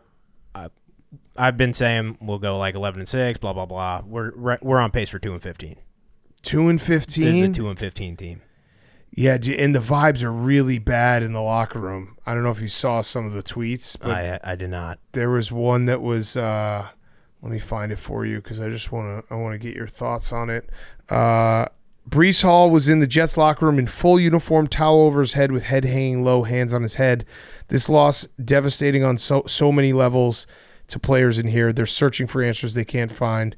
Hall, one of those guys who this means much more or so much to. Damn. Full uniform, pads, everything. Just they need a realer speech from Devontae Adams. The last one obviously wasn't real enough. Yeah. I have an insult stat. So memes, cover your ears. Oh, yeah. It's from Rich Samini. He said, this is crazy. The Jets had 0 turnovers, held the Patriots at 247 yards, and still lost. They're the first team to lose a game in which they did not turn the ball over and held their opponent under 250 yards since Week 3 of 2012. You know what happened in Week 3 of 2012? Also, Aaron Rodgers lost. Oh. To the Seahawks in the Fail Mary game. Oh. Since then, teams to do that had been 220-0 until today. Oh, pretty. Also, memes. Jacoby Brissett did a game-winning drive on you, and he's not a good quarterback. And the big play was on Sauce Gardner. And also, can I say something that I think Hank you'll probably agree with? I think actually Max you'll agree with. PFT you definitely will agree with. I think if the Patriots learned how to catch the ball and caught the ball in this game, they probably would have won by like 2 touchdowns. Yeah, they had so many drops. It They was dropped crazy. a million balls. I don't think they win by 2 touchdowns, but Drake May played the whole game. How did Kayshon Boutte get so bad at catching the ball? They dropped everything, memes. they did drop. He was everything. supposed to be like in college. He was going to be like a top 10 pick. Yeah. Hassan Reddick, he played. We suck. We suck. We suck. There's no help. We don't have a coach. We fired the coach. We upgraded to the DC. He's in over his head. He used all his timeouts in the first quarter. He doesn't know what he's fucking That was doing. funny. That was nuts. funny. That was crazy. All the timeouts gone. That was crazy. You just got to hope Woody Johnson gets arrested. Yeah, this is a disaster of a season. How's Greeny doing? He's Also, bad. Lighthouse curse He's broken. really bad. Oh yeah, Like, you can't congrats. even use that anymore. How mad does that make you? Oh What do you mean no. we can still use it? You have 2 wins since that dumb fucking lighthouse been built. No, but he No, more Hank than that. did just no. That just was 2. their first win in front of the new lighthouse. No, second. They beat Nope. the Bills When last season. they did Yeah. in front of the new lighthouse. Yeah. That was their only home win? Mm-hmm. All right, yeah. Oh, that's Memes definitely did some research because he knew that Well, was going to come no, up. What Memes? what he's been saying is that the No, since I rung the Hank- bell. Yeah, Oh, since oh Hank, yeah. That's the Hank- one that you post every week. What are you talking about? yeah, since Hank kept the light. No, it's not. Yeah. What do you It post is. every week? It's the Memes? overall record. No, it's. I've seen. Hank, I know what you're saying. He does the one where it's like since Hank Lockwood has kept the light, they haven't won a game at home. Who was the keeper of the light today? I don't know. Bring him back. Bring him back. I'm sorry, Memes. Same. I'm in the same boat as you. Well, not fully, but loser organizations do loser things. Yep. That's just kind of what happens. You guys want to power rank 2 win teams in the AFC East? Yes, I would love to. Okay. Jets got to be number 1. Really? They're dangerous, dude. I think. But I the think Dolphins the are Dolphins. frisky. No, Browns with Jameis. No, it's in the It's AFC East. Oh, just So- AFC. Yeah. East. So Dolphins versus Jets right now in Miami. The Dolphins are favored by what? 2 points? 3 points? Yeah. Oh, it was Vinatieri. Oh, today. yeah. Fuck yeah. Yeah. Although, he kind of. I don't know. I think it might it's be the Jets. I I think the Jets. I think Jets close second. Dolphins. But how can you? The Patriots just beat the Jets. Yeah, but Jets got Aaron Rodgers. Yeah, they true. got Devontae Adams now. Hassan Reddick. Memes. What do you think? We don't have a fucking coach. Yeah, but We don't power have a rank the coach. 2 win We're the teams. best team. We don't have a coach. We have no one to coach these players. We have good players on our team. We don't have a coach. Do you? Yes, we do have good players. Dolphins have good players. They have a coach. Nah, Patriots have you just- okay you just players. took The my- Patriots have bad players. Do the Patriots have a good coach? No. Bears still have good players and a bad coach. Well, the Patriots have bad players, but they beat a team that has good players. We don't have a kicker. You don't have a That's kicker. the That's part. the problem. That's Yep, the one need you a got to kicker. fucking get rid of. You got to find a kicker. You got to get rid of that guy. He's bad. And he's costing you every game. Hey, listen, win Thursday night. No, the season's over. Okay. It's over. I tend to agree with you because I don't think you're going to beat the Texans because that Texans, you know what? Let's do the Texans game. Texans 23, Colts 20. That Texans defensive line is ferocious. Ferocious. Their defense kind of won this game. I mean, the Texans offense continues to be clunky. Their offensive line isn't great. Stephon Diggs got hurt. But the Texans are 6-2, and it feels like they have yet to play their best game. Yeah, that's the thing is like they haven't really played a great game yet. Right. Which is really strange. Like, so we don't know if the Texans have that. I've just been waiting for the Texans to finally have that great game. But you're playing the Colts, and the Colts play everybody close, no matter how outmatched they are, no matter how injured they are. The Colts are just kind of going to be around at every single game, despite the fact that they get some terrible quarterback play. Yeah. So Anthony Richardson in the first half, 2 for 15.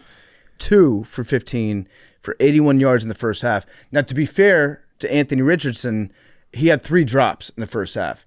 And I went back, I watched all 3 of those drops, and he very easily could have been 5 for 15 for 150 yards. Okay. That would have been an awesome stat line. Yeah. If we had gotten that. Yeah. Because he hits the bombs. But besides a couple deep shots that he took, the game plan seemed to be just give Anthony Richardson the ball and then have him run and just hope that he doesn't get hurt somehow when he's running with the ball. Yes. Because he never slides. He runs at people. And at one point, he ran so much that he took himself out of the game. That was tough. I don't think I've ever seen an NFL quarterback say, I need a blow. And he said it, and after in the post game, he was like, "Yeah, I was tired." Yeah, I just need a blow, coach. That's a crazy thing to say. It's nuts. Anthony Richardson, and we're not going to pick on him. I guess I still understand the Colts trying to figure it out because you took him with the number 4 pick. I do think Joe Flacco probably wins this game. Yeah, that's the thing about the Colts. They're constantly one score away with bad quarterback play. If you have average quarterback play, you win these kinds of games. Yeah, so Anthony Richardson is from Austin Gale. Anthony Richardson ranks 222nd in completion rate among the 225 quarterbacks with 250-plus dropbacks since the year 2000. So the only 3 quarterbacks that are below Anthony Richardson are Tim Tebow, Mike McMahon from the Eagles, and then Achilles Smith. That's bad. Yeah. Ryan Leaf is ahead of him. Yeah, it's not Ryan good. Lindley, Curtis Painter, Troy Smith, Jamarcus Russell, Andrew Walter, they're all ahead of him. It's just, I don't know. I don't know if it's like mechanics or what. He's never been accurate, but yeah, there was drops. I guess just keep trying. Yeah. Keep trying. I guess. It's good to see Jonathan Taylor out there. It depends on what you want to accomplish this year. I think you just have to keep trying because you got to basically definitively say, all right, this didn't work, and we have to move on. But you can't do that if you don't play him, right? Yeah. Yeah, he has to learn. He's not going to learn by not playing. Right. So, but, excuse me. But Flacco wins this game.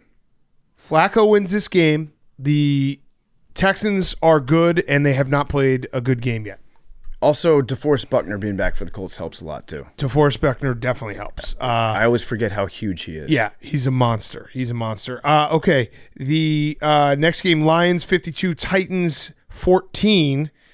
This was a weird game because it was tied 14-14. The final score is 52-14. The Lions scored 52 points, and they had 61 total net yards passing. Yeah, some crazy stats out of that game. That's unfathomable. It is. It really is. Hank can't fathom it. I cannot fathom it either, Hank. How? Think about it. Did they have You 400 rushing yards? No, they had Special teams. Every single time you looked up, the Lions were running down the field with a special teams play. They had a 72-yard kickoff return, a 64-yard punt return, and then a 90-yard punt return for a touchdown. That's a lot of return yards. I still feel like with 52 points, there's like 250 yards missing. Yeah, so from that. When they had 35 points, they had 130 yards of offense. Yeah. It's crazy. And they had Jared Goff's stat. He had 85 yards passing. So he had 28 yards passing in the first half, and he scored 21 points. Look, like it's insane. That's the fewest. That's got to be the fewest yards per point in the NFL. Yeah, they kept on. It was either an awesome return or a Titans turnover. Like the Lions scored their first score of the game was off of a Mason Rudolph interception, 23 yards. So it's 7-0, and they've only had to gain 23 yards. Then they did have the Jahmyr Gibbs run, which was insane. The 70-yard run. He's so fucking fast. Yeah, one play, 70 yards. So that was 70 yards. And then they got a big return, and then they only had to go 25 yards for a touchdown. So it just kept on happening where they'd be going right down the field, then another interception, 12 yards for a touchdown. Their first was 2 plays, 23 yards. Next, 1 play, 70 yards. Next, 3 plays, 25 yards. Yeah. Next, 4 plays, 12 yards. Next, 7 plays, 22 yards. It was just every single time I looked up, there was a kick return that was going for 1,000,000 yards. Yeah. And the Titans, are the Titans the worst team in the NFL? Well, the Titans, I respect the fact that they realize Panthers. Like we got a tank. Yeah, Panthers. Probably Panthers. But Titans the Titans have bottomed out. Like the Titans were frisky for a while. Their defense, I mean, I guess you could even say their defense, they The defense, the Titans outgained the Lions by a ton of yards. The Titans defense shockingly wasn't bad in terms of yards given up in this game. And that's just because their offense just gave the other team the ball. Yeah. But the Titans, it feels like they're bottoming out because they had the Bills game last week where they were, same thing, they were up. I know they weren't up in this game, but they were up 10-0, then they lost 34-10. This game, it's 14-14. They lost 52-14. The Lions are just an absolute juggernaut right now. I don't know, because the Chiefs are undefeated, but the Chiefs aren't playing. Every Chiefs game, it feels like it's a little bit. They're playing really good defense. They're playing great defense. Yeah. But the Chiefs aren't playing like a full, complete game. The Lions, it feels like what they've been doing in the last 4 games has been just out of this world. They actually, here's a crazy stat. You ready for this? Yep. The Lions in the last 4 games have 172 points, which is more points. In the last 4 games, the Lions have more points than 14 teams have points all year. Yeah. That's how good the Lions have been. The Cowboys game, the Vikings game, this one, and then what's the other one I'm forgetting? The Seahawks game. Seahawks, that's right. They beat the shit out of Seattle. Yeah. They won that game 42-29. The Lions are just, I don't know how you defend the Lions. How do you go against the Lions? Yeah, and this is no Jameson.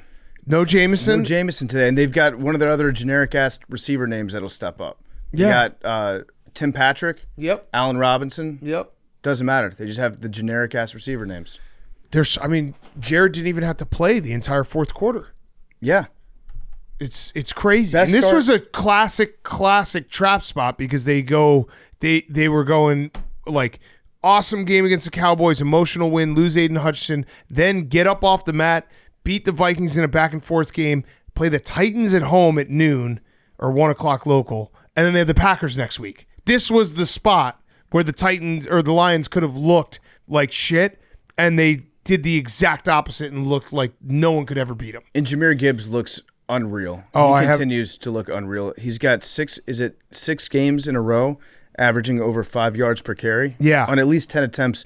And the only other guys to ever do that are Franco Harris, Adrian Peterson, Chris Johnson. It's crazy. Yeah. Here's a best start for the Lions since 1956. A stat from the Detroit Lions PR. Today marks the 19th game that David Montgomery and Jahmyr Gibbs have played together. They're the first running back duo in NFL history to each accumulate at least 1,500 scrimmage yards and 15 scrimmage TDs in a tandem's first 20 games together. They're so good. Yeah, everything about the offense is good. They're so good. They don't have a weakness on offense. I don't know what to do. I don't know what to do about the Lions. The Lions are a problem. They're a problem. It's like the only riddle that can be solved is if they play against the Chiefs and the defense. Do you think they're going to get a pass rusher in the trade deadline? I don't know, because who can you get? If you're not Max Crosby, apparently not on the market anymore for some reason. I don't know. I guess because Mark Davis likes having a good player on his team. Yeah. Hassan Reddick? Yeah. I don't know who else they can get, but on offense, they don't have a weakness. They don't. They've got a great tight end. They've got 2, maybe 3 really, really good receivers. You would say Amon-Ra is probably a great receiver. You've got 2 awesome running backs, MVP level quarterback, and offensive line. Best offensive line maybe in the NFC. And the one silver lining for the Titans is that you're trying to trade everyone now, and Calvin Ridley had a good game. Yeah. So that was hey, this guy's still good. Come and take him. Christian Kirk got hurt, which is good for Calvin Ridley's trade back. Yeah, I think this was why is that good for? Because he was the other receiver. Oh, he was going to get traded. The Jags were going to trade him. Okay, that is good. Wow, Hank, look at you. The Titans might have gone into this game just trying to increase Calvin Ridley's trade value as much as possible. If they did, if that was their game plan, this was a great result for the Titans. Yeah. And their GM is now doing interviews where he's encouraging people, listen, stick with us long term. He's telling everyone, we are tanking. Please don't hate us, but we're tanking. Just support the long-term goal. This was a great game for the tank. Yeah.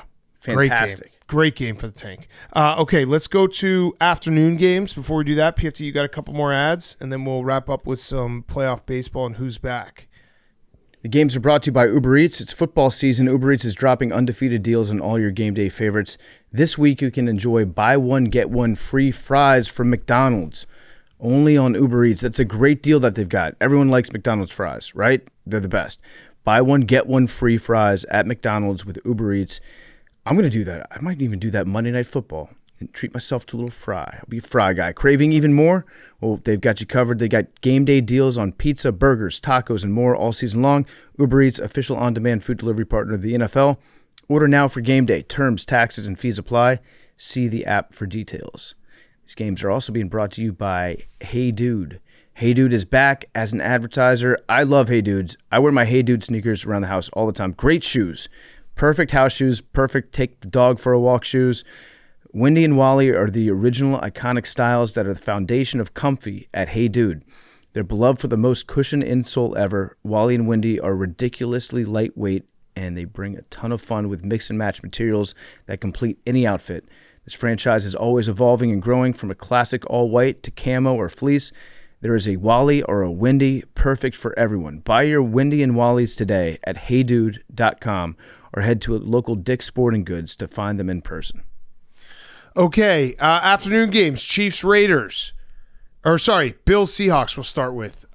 Josh Allen did throw an interception. Amari Cooper did slip, but the Bills absolutely dominated the Seahawks. Things are not going good for the Seahawks right now. The Seahawks are the most confusing team in the NFL to me, because when they look good, and DK Metcalf was out in this game, and he is so important to their offense, but when they look good, they look like he could beat anyone. And then in this game, it was like yakety sacks at goal line plays where they had it was like 3rd and goal, and the botched snap where it ended up being, or no, I think it was 2nd and goal, and they had 3rd and goal from like the 34. Mm-hmm. Then the next time they went down, I think the center tripped Geno Smith on 4th down. So, and then they had guys fighting each other on the sidelines. Yeah, they were fighting themselves. Yeah. And they had to trust themselves to get in between and break it up without taking sides. I feel like the Lions broke them. I mean, they did beat the Falcons a couple weeks ago. That was a big win for the Seahawks. But that Lions loss on Monday night really just fucked up the Seahawks' entire season. Yeah. And so it was very weird for them. They couldn't get a rhythm going offensively, and then they started fighting each other. The rain was the fattest rain I've ever seen. It was some fat ass rain. Some really fat rain. And the Bills just played really good, clean football. Yeah. And the Bills are just good. Like, I don't know why. I know the Ravens have been flashy because they've been killing it, and they beat the Bills. The Chiefs are undefeated. The Bills all of a sudden have, like, I know Stephon Diggs, they trade him, but with the way that Keon Coleman's playing, Shakir's a really good receiver. Amari Cooper now there, Kincaid, James Cook. They have a ton of weapons. Yeah, James Cook is awesome. Yeah. He's playing really well, and they just need to remember to run the football, that it's okay to run the football. Yeah, we also had one of the coolest Josh Allen plays where he punted a fumble for a 1st down. He dropped it, kicked it, fumble recovered. It was incredible. It's a very good thing to do in a football game. Yeah. Write that down. That is a loophole in the rule book. Yeah, but the Bills are just a good team. They have as many wins as the rest of the AFC East combined. 6-2, 3-2. Should we congratulate the Bills? Yeah, I'd say the Bills have the AFC Congratulations East. to the Buffalo Bills for They have won the winning AFC East. I think that's pretty much wrapped up. The Bills, like, their run defense, they completely shut down the Seahawks running game. The Seahawks running game sucked today. It felt like they were in the backfield the entire game.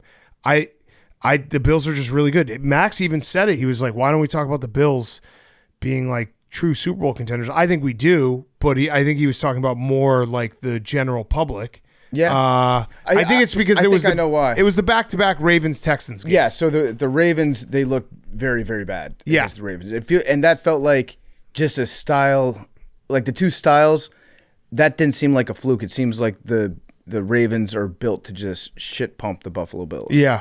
And then with the Texans, that was Josh Allen's worst game, I think, ever. Yeah. Like one of the worst completion percentages, I think, of all time that he had.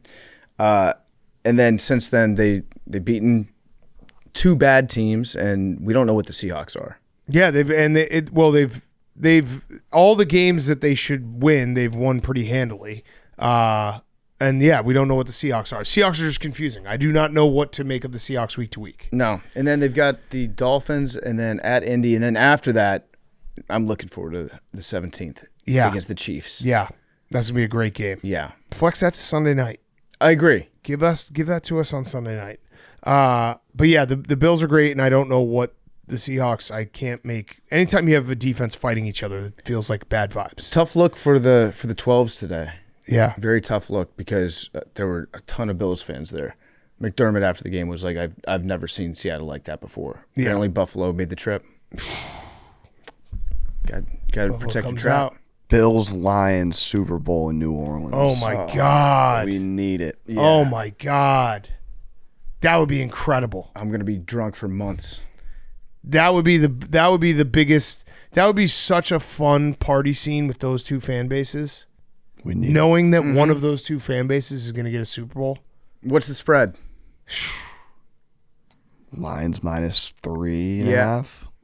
I think it starts out at 3.5. The Sharps take it up to 5. But think about the Bills; they would have to have beaten the Chiefs and probably the Ravens to get there. So they would have people would be really hyping them up. Yeah, probably 3.5. Who would the Lions have had? Yeah, Lions would probably be looked at as, okay, you won the NFC. Yeah, I think it's close in that now. Yeah, 3.5. Okay, Chiefs 27, Raiders 20. We should mention it was National Tight End Day, so Travis Kelce, of course, scored this Sunday. This Sunday scored his first touchdown of the season. I'm just mad because I didn't just bet every tight end to score a touchdown because every tight end scored a touchdown, basically. Can I tell you something? Yeah. I don't love National Tight End Day. I do if it could make us money next year. Yeah, if we had capitalized on it, it would be nice. Yeah, if we can make a note for National Tight End Day next year. I feel like recently tight ends, they get their fair share of the publicity, right? But they're making a lot of fanfare about how tight ends don't make fanfare. Yeah, and they just and meanwhile, keep their heads down. One of them is dating the most famous person in the world. True. But they get no love. It's they all scored though. Let's do We should have bet it. That's the only thing I'm upset about is I didn't know that they were going to actually all play the most incredible games in National Tight End Day. Let's do a National Blocking Tight Ends Day. I like the guys that are real high up in the 80s. Numbers 88 and 89 that just go out there and they get called out maybe once a series. Mercedes Lewis? Yeah, Mercedes Lewis. Just like the real chunky guys, real heavy legs. Yeah. Don't run very fast. Let's celebrate those guys. Yeah. But they all went off. And Travis Kelce scored his first touchdown of the season. And he looked good today, too. Yeah, he did. He looked good. The Chiefs' defense won this game. The game basically came down to, it was a 7-point game in the half. And then the Raiders started on the Chiefs 28, started a drive on the Chiefs 28, started a drive on the Chiefs 3, and they only got 3 points out of it. That was the game. And the one they started on the 28, they got a field goal. The one they started on the 3, they got stonewalled 4 straight plays. And then Patrick Mahomes went on a 19-play, 90-yard drive. That's like an Army offense. Yeah. 19-play, 90-yard drive. The Raiders got stopped at 4th and goal on the 3-yard line or 4-yard line with 3:27 in the third quarter. They didn't get the ball back till 8:44 in the fourth. Was it the Raiders or was it the Titans that had that offensive stand at? It was at the goal line, and they ran 3 plays out of shotgun, 3 running plays, I think, out of shotgun. I don't know if I think that might have been the Titans, but the similar thing with the Raiders, just not being able to get it in there. They can't run the ball. They average 1.6 yards per carry today. Would Madison have 14 carries for 15 yards? Yeah. It was a bad scene if you're a Raiders fan. Yeah. And it was the Kermit the Frog revenge game for the Chiefs, too. It was, but they didn't cover. They remembered that shit. The back door. Yeah. So it didn't count for that. But yeah, the Chiefs defense is awesome. I don't and Patrick Mahomes threw another interception. I don't think it matters. He just needs to Patrick Mahomes with this defense, he needs to just have 3 or 4 good drives a game. Mm-hmm. And extend plays like he does. And they did ball control. They held the ball and they suffocated the Raiders. And their defense is so for real. Are Chiefs fans concerned at all though? I don't think so. About Mahomes just not playing as dominant as he's played in the past? Well, I think they probably should trade for another weapon. Actually, Seth Walder said on Twitter, I think he does analytics for ESPN, he said the Chiefs should call the Jets about Devontae Adams, which actually would be an interesting trade. Flip him. Do you think Devontae Adams is on the trade market? Nope. Why not? He's a Jet for 3 more years. Oh. Okay. But should they call? They should call. They should call. Why wouldn't you call? Why wouldn't you take a call? Make the Jets say yes. Yeah, because the Raiders didn't want to trade him to the Chiefs, but what if the Jets trade him to the Chiefs? Who cares? That would be such a funny thing. I don't know. That would be very funny. It would be. It would be very Play funny. spoiler memes.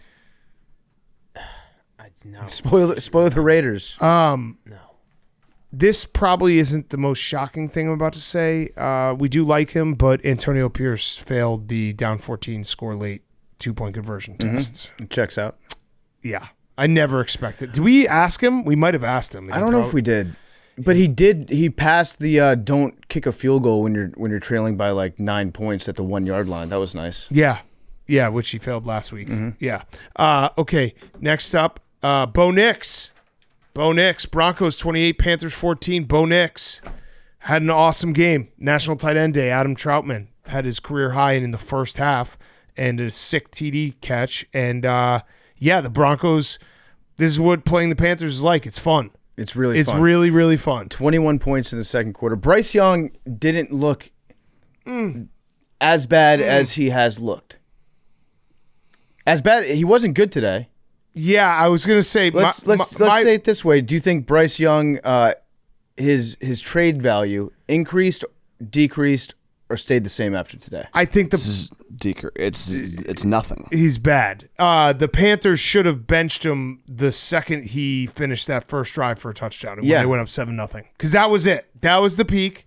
You should have gotten out right then. That was basically you're hot on the blackjack table. Walk away a winner. Like that was it right there. You got to do a pump and dump with Bryce Young. Yeah. You got to script out some sick plays for him right off the bat, and then after he gets done with it, be like, okay, we can't get you hurt. Yeah. Come to the sidelines. Let another team take you. I do think the Broncos are their defense is very good, and if Bo Nix can play with some confidence, you got something there. Would you say the Broncos are a very quiet 5-3? Yeah, I would say so. Why are they such a quiet 5-3? I think they're a quiet 5-3 because we've seen Bo Nix his bad has been really bad. I think it's because two things: the loss to the Steelers in Week 2, where they scored 6 points. That was a tough game to watch. Yep, that was really tough. And then, besides that, I guess they beat the Jets 10-9. Yeah, that was just a bad game to watch because it was that weird storm in New Jersey. Yeah, and their win against the Bucs was kind of, that was an early game that was kind of lost in the shuffle. And people didn't think the Broncos were good then, but now they're 5-3. This is the best Broncos been in a while. They probably started eating Uncrustables right before that Bucs game. Yeah, which by the way, we have an entire refrigerator full of like 700 Uncrustables. 800. 800. We're ready to go this week. So we're trying to beat the Broncos, right? That's the goal. But we're not doing it in a way. I still have to send out the email to the office being like, it's not a competition. Don't eat 10 a day. But eat as many Uncrustables as you want. It's not a competition. Just do it naturally. How do I send that email? Or should I not even send an email and just see people? Because people will just generally just go and grab them. Yeah, that's the way we do it. Yeah. Just don't make a big deal out of beating the Broncos. We want to see naturally where we stack up. Yeah.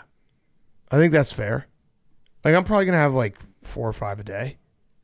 Maybe. Yeah, I was trying to do math. I feel like we're going to break it. I think those Uncrustables are going to be gone by Wednesday. I will personally eat 3 a day. Really? Even trying.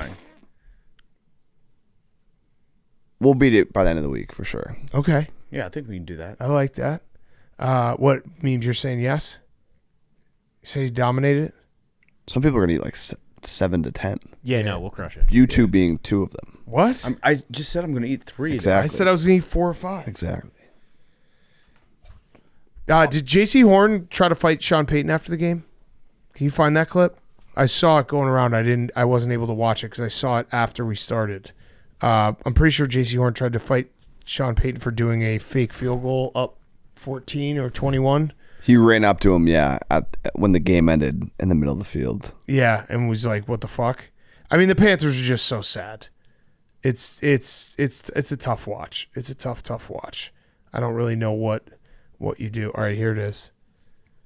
Wait, Sean Payton is definitely not someone that gives a fuck about like good sportsmanship. No, I would say. actively, I'd say the contrary. Yeah, I don't think he's.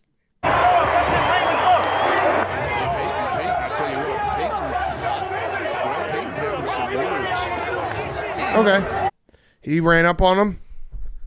Yeah. I think that's giving him a piece of your mind. It's just shop talk. Yeah. Piece of his mind. Just being upset. Trick play on 4th and 2 while up 28-7 in the fourth quarter. Sean Payton's trying some stuff out. Yeah, you got to get a look at it. You got to see what works. All right. Last up, or we'll talk about Sunday Night Football as well. Chargers 26, Saints 8. Justin Herbert is really good, and so is Lad McConkey. Yeah, lad. Football lad. Saints might be the worst team in the league. They're the Panthers. Panthers. You forget about the Panthers. Yeah, no, but so take out the Panthers. Who's the second worst? Okay, so you got the Titans. Titans. You got the Raiders. Jets. But the frustrating thing about the Raiders is they're so Gardner Minshew knows where the ball should go, or he knows where he should run, when he should take off and run, but he's just like not fast enough to actually get there. Yeah. And he doesn't have the arm strength to actually get the ball there. Right. But I don't think that the Raiders are as bad as the Titans. I guess the Saints will be better when Derek Carr comes back because they benched Spencer Rattler today for Jake Haener, which, yeah, I mean, it's a bad scene. And Have you seen Jake Hayner's like press photos that he did this year? yeah, They are so zesty. They are so funny. Yeah, zesty. They're the funniest press photos of all time. Yeah. Justin Herbert was a beast today, though. He's really fucking good. And hey, listen, guys, Chargers, they win next week. Might be making some ground. I really wish we'd beaten the Cardinals for that Super Bowl future. I also wanted to do something real quick. Now, this is I'm gonna say I understand like the content business. I don't want to copy anyone, but I did see this new segment on Inside the NFL called Football Guy of the Week, and I wanted to give Football Guy of the Week to Bradley Bozeman. Yes. For protecting Justin Herbert after Nathaniel Shepard basically tried to rip his leg off. Yeah, so Nathaniel Shepard did like the gator roll with Justin Herbert's leg. Tried to shatter his ankle, his knee, and then Bozeman saw it happen, and he came in and just wiped him out, which was awesome. They should have penalized him for that. Yeah. And then after they asked him about it, he said, it's probably one of the dirtier plays I've ever seen. And then he said, protect your quarterback no matter what. Football Guy of the Week. Football Guy of the Week. And that's, Credit to Inside the NFL. You know that Harbaugh went up to him after the game and was like, protect your quarterback no matter what. Yeah. He's like, yeah, you're absolutely right, coach. I love you. Yeah. Herbert, yeah. Harbaugh definitely gave him a game ball and probably like smacked him around a little. I'll pay your fine. That was one of the dirtiest plays. It was I don't super know dirty. what the fuck that guy was doing. He almost like blacked out and forgot that we were in the year 2024 and this wasn't. And then watch. Just an insane, just trying to twist Justin Herbert's leg. Yeah. So Bradley Bozeman, first ever Football Guy of the Week. You guys like that? The Saints are dirty. They're a dirty team. Yeah, they are. They always got it in, you know. Like, I get the history. by football guy, I mean like he's like a football player? No, he's a Football Guy of the Week. Football guy. It's like a guy that he. Well, he's a player. Yeah, but no, but football. He's a guy that Protect just loves your quarterback. football. All he thinks about is football. Yeah. Protect your quarterback no matter That's what. interesting. Do you get it? Yeah, I don't think you get it. Hank doesn't get it. I mean, I feel like everyone's there. Watch- All players. watch are, Inside You the don't get NFL. it. they're You don't get it. football They do a better players. You job. don't get They it. do a better job explaining than we do. All right, last up, Sunday Night Football, the Cowboys. They just did the same thing where they were actually playing okay in the first half. Niners come out and beat the shit out of them, and then the Cowboys make the game look like it's more competitive than it was by only losing by 6. Yeah, some nice plays by the 49ers defense. They had a sick interception of Dak. They almost got another one at the very end of the game, too. Dak had that one interception where he was basically telegraphing it to a double-covered CeeDee Lamb along the sideline. Yeah. Was bad. What was this? Trayvon Diggs did a D's nuts joke to reporters Yeah, this is great. after the game. This was after the game. There was this reporter tweeted something.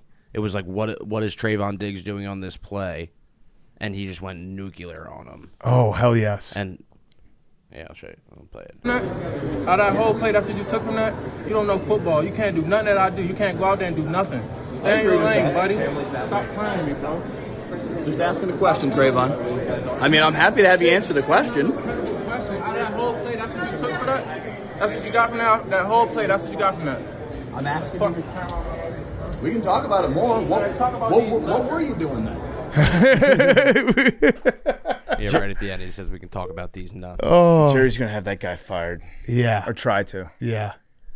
It doesn't feel good. Cowboys are doesn't feel like good vibes in Dallas right now. It doesn't, but this is great vibes for the Niners. Yeah, And Ricky Pearsall got the ball, was fast out there. That was cool to see. yeah. Good for him. And their backup running back, Isaac Guerrero, was awesome in Kittle. Yeah, Kittle showed up for National Tight End Day, 128 yards and a touchdown.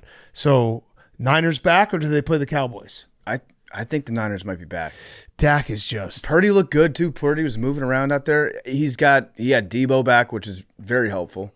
So, having Debo and Kittle playing at the same time. Like the 49ers, I don't think there's anything broken about the 49ers besides the fact that they have a lot of players that aren't playing for them. Yeah. And when they get those guys healthy, I still think that they're a good team. They're not, I guess, dominant as they've been in the past when they have Christian McCaffrey, but they're still I'd say they're a good football team. Yes. Even without him. And the Cowboys building their entire offense out of just Dak and CeeDee Lamb feels like it's not built for long-term success. Did they give the ball to Cook at all? Did Dalvin get the ball? Dalvin got 6 carries for, guess the yards. 6 carries, 11 yards. 12. 12 yards. 12 All right, yards. He still got it.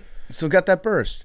Yeah, but when you look at like who Dak throws the ball to, CD had 13 catches, 17 targets, and then the rest of the team basically had 20. The rest of the team had 20 targets. Mm-hmm. He had 17. It feels not sustainable. I'm watching this Ricky Pearsall. It was an end around inside handoff. He's going to be fun to watch. Yeah, and we were saying he should be allowed to do the simulated guns. Yes, He's the only guy. If you got shot, maybe Tank Dell. Maybe Tank Dell. Yeah, you should be allowed to do it. Yeah, absolutely. And Brian Robinson. Brian Robinson should be allowed to do it. Yep. Yeah. Okay. Before we do Who's Back of the Week, I got a rowback question for you guys. RHOBACK.com, promo code TAKE, 20% off your first purchase. Q-zips, polos, hoodies, joggers, shorts, rowback.com, promo code TAKE. Are the Yankees cooked? Let's talk a little World Series. Let's talk. I think Aaron Judge, not a true Yankee. Aaron Judge. Is Aaron Boone a true Yankee? No, but Aaron Judge is a loser. I think he was a true Yankee player, but he's kind of lost that as a manager. Yeah. The game 1 of the World Series was one of the best baseball games ever. Yeah, it was great. It was so exciting, back and forth. Freddie Freeman's grand slam walk-off home run was one of the coolest moments. He just knew the second it hit his bat that it was gone. Yeah. Has to be the coolest feeling of all time. You watch that and you think that almost every dude that is watching that baseball game has pretended to be that person in that moment when they were young. Yeah. And the Yankees are just like, Aaron Judge is a regular season merchant. All he does is hit home runs in the regular season, doesn't show up in the playoffs. Mm-hmm. Like that's and if there's one fan base that will not tolerate that, it's the New York Yankees. Yeah, does not have his pinstripes. And having a guy like Juan Soto come in and be the only one that's hitting dingers. It was Giancarlo. Didn't Juan Soto? Giancarlo hit one on game 1. I'm talking about game 2. Yeah, but Giancarlo, he hit one to the moon, and Giancarlo's been hitting a lot of dingers. But I'm saying having a guy like Soto parachute in, and then be clutch as fuck in the World Series. Yeah, and Judge, who's been there and been a great player for the Yankees for a long time, have him still not be able to do anything in that big of a moment. It makes it more glaring. It makes it more obvious. And he's just, it feels like, I mean, it's because he's batting third. I don't know why they don't drop him. Max, why don't they drop him? Well, then you really kill his confidence. But every big moment in the first 2 games, Aaron Judge has come up and he's been a 0. But you need it, like the Yankees need Aaron Judge to give you something if you're going to, like if. But every time he comes up, you're like, damn, I wish this was Giancarlo, if you're a Yankee fan. Yeah, I mean, you could drop him to 4. That would be fine. But it's not. I don't like this whole, you're going to kill his confidence if you make him hit in a different place in the lineup. Why? Because then it's like, okay, then you weren't that confident to begin with. Baseball's such a mental game. It like everyone, like when you're in a slump, you are very fragile, and you just gotta. You need to Trey Turner him and just congratulate him. You got to hit your way out of it. Like there's nothing you can really do other than just like try and hit your way out of it. But what's more important, having Judge like be well mentally, or putting him further back in the lineup so he's not doing as much damage to you by having him hit sooner in the order? It's the World Series. Yeah, but are you just gonna punt like potentially your best player? But maybe he wakes him up. It should be potentially your best player. It's the World Series. Is he your best player or not? He's playing like shit. But baseball is so different. Like you can be the best player in the world and be playing poorly. Like you just gotta like. I feel like playoff averages are pretty good representations of your playoff performance. It's not like a fluke. No, he's been bad. He's not having a while. series. I know. He's been bad all playoffs. I don't disagree with that. I'm just saying like that's the only reason why I wouldn't do that. I love our good friend Tommy Smokes. He's gone back to the dark side. He's trying to be positive all year. And I don't know if you guys have seen, but he's gone back to the dark side. And his tweets are very funny because he's ruthless about the Yankees. He was calling. Let me find it. That game falls on Aaron Judge and his pathetic ninth inning at bat. Volpe too. Soto showed up and nobody else. Too little, too late. Just not a serious team. I guess at least we're heading back to the Bronx. Oh wait, no. What was the one? He had one with Carlos Rodon. Did he delete it? He called him a fat pig. Just like he's like just basically like he's not ready for this moment. He's a fat pig. They're just the Yankee fans are brutal. Then you had the scene at Billy's, right? The bar in the Bronx where they were cheering when Shohei got hurt. I have no problem with that.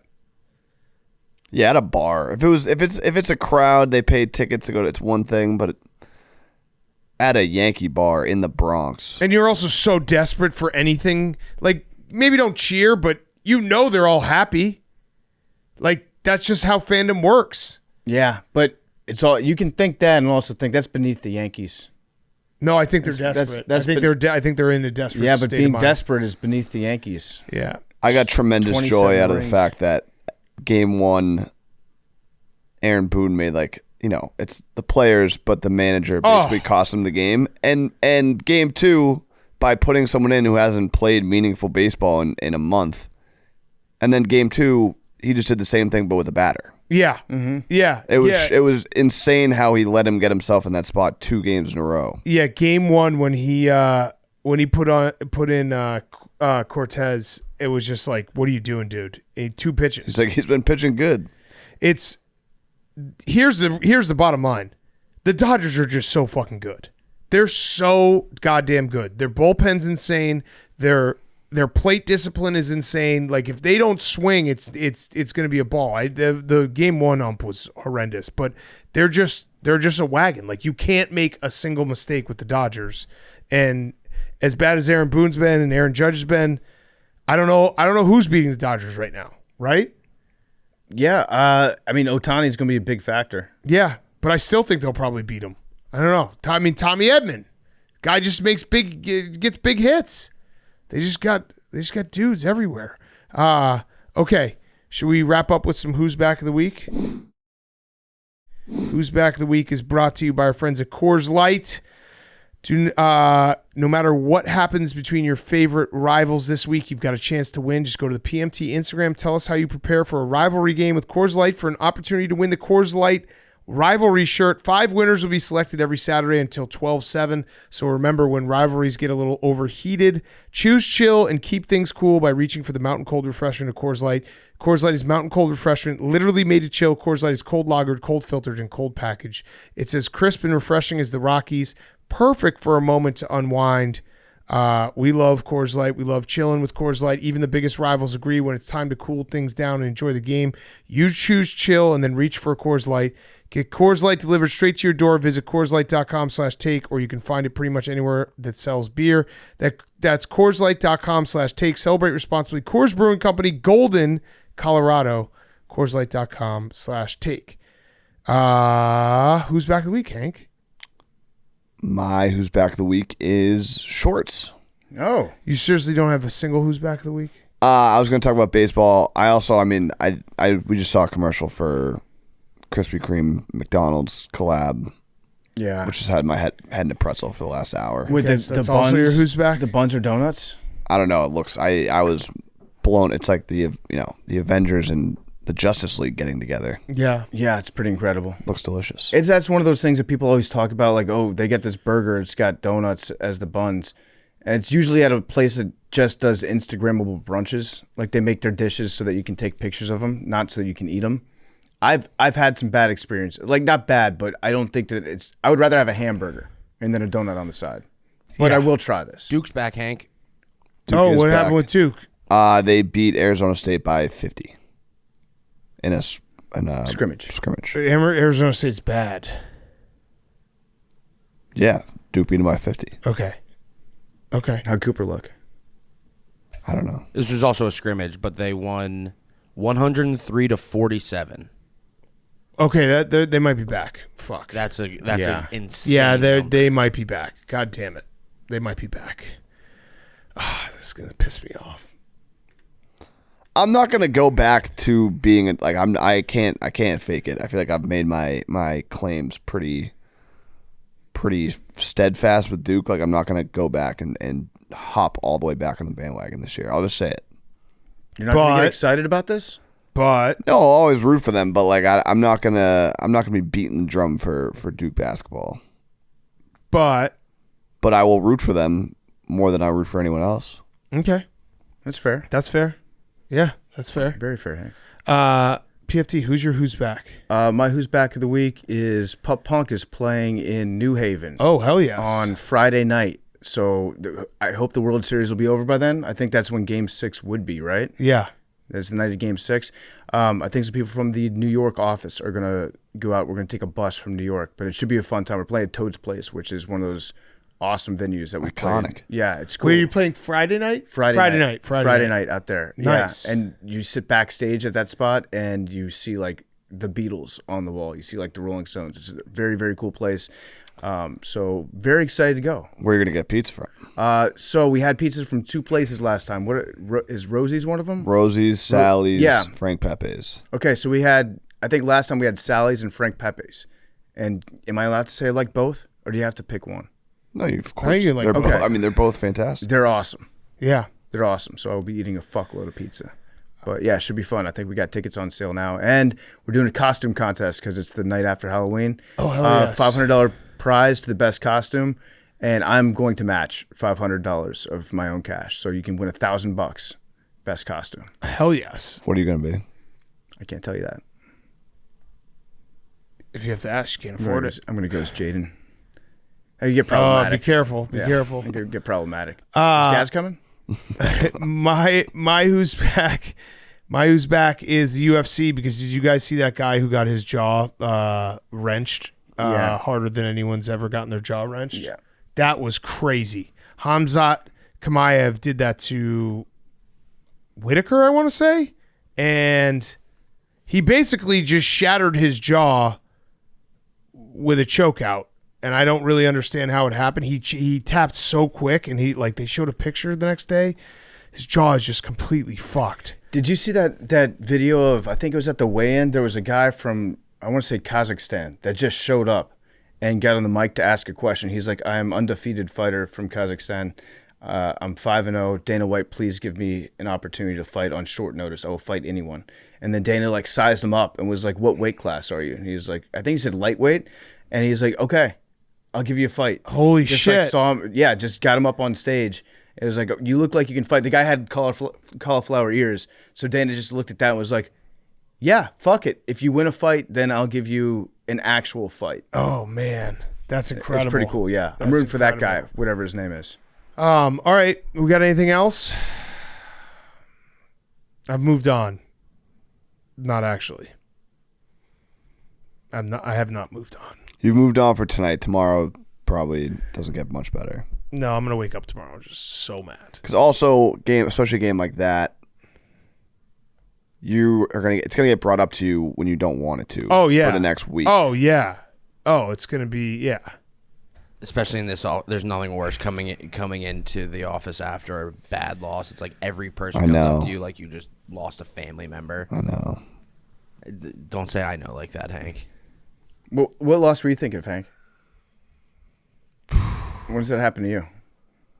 Bruins last year against the Panthers. Such a dick. You're an asshole, Hank. I love you. All right. Good show, boys. Numbers. 19. 5. 11. Memes, you want it? Pass? 3. Yeah, there you go. I was giving it to you. I'll go 99. All right. I like it. 15. Just had No, we had 12. 15. Love you guys.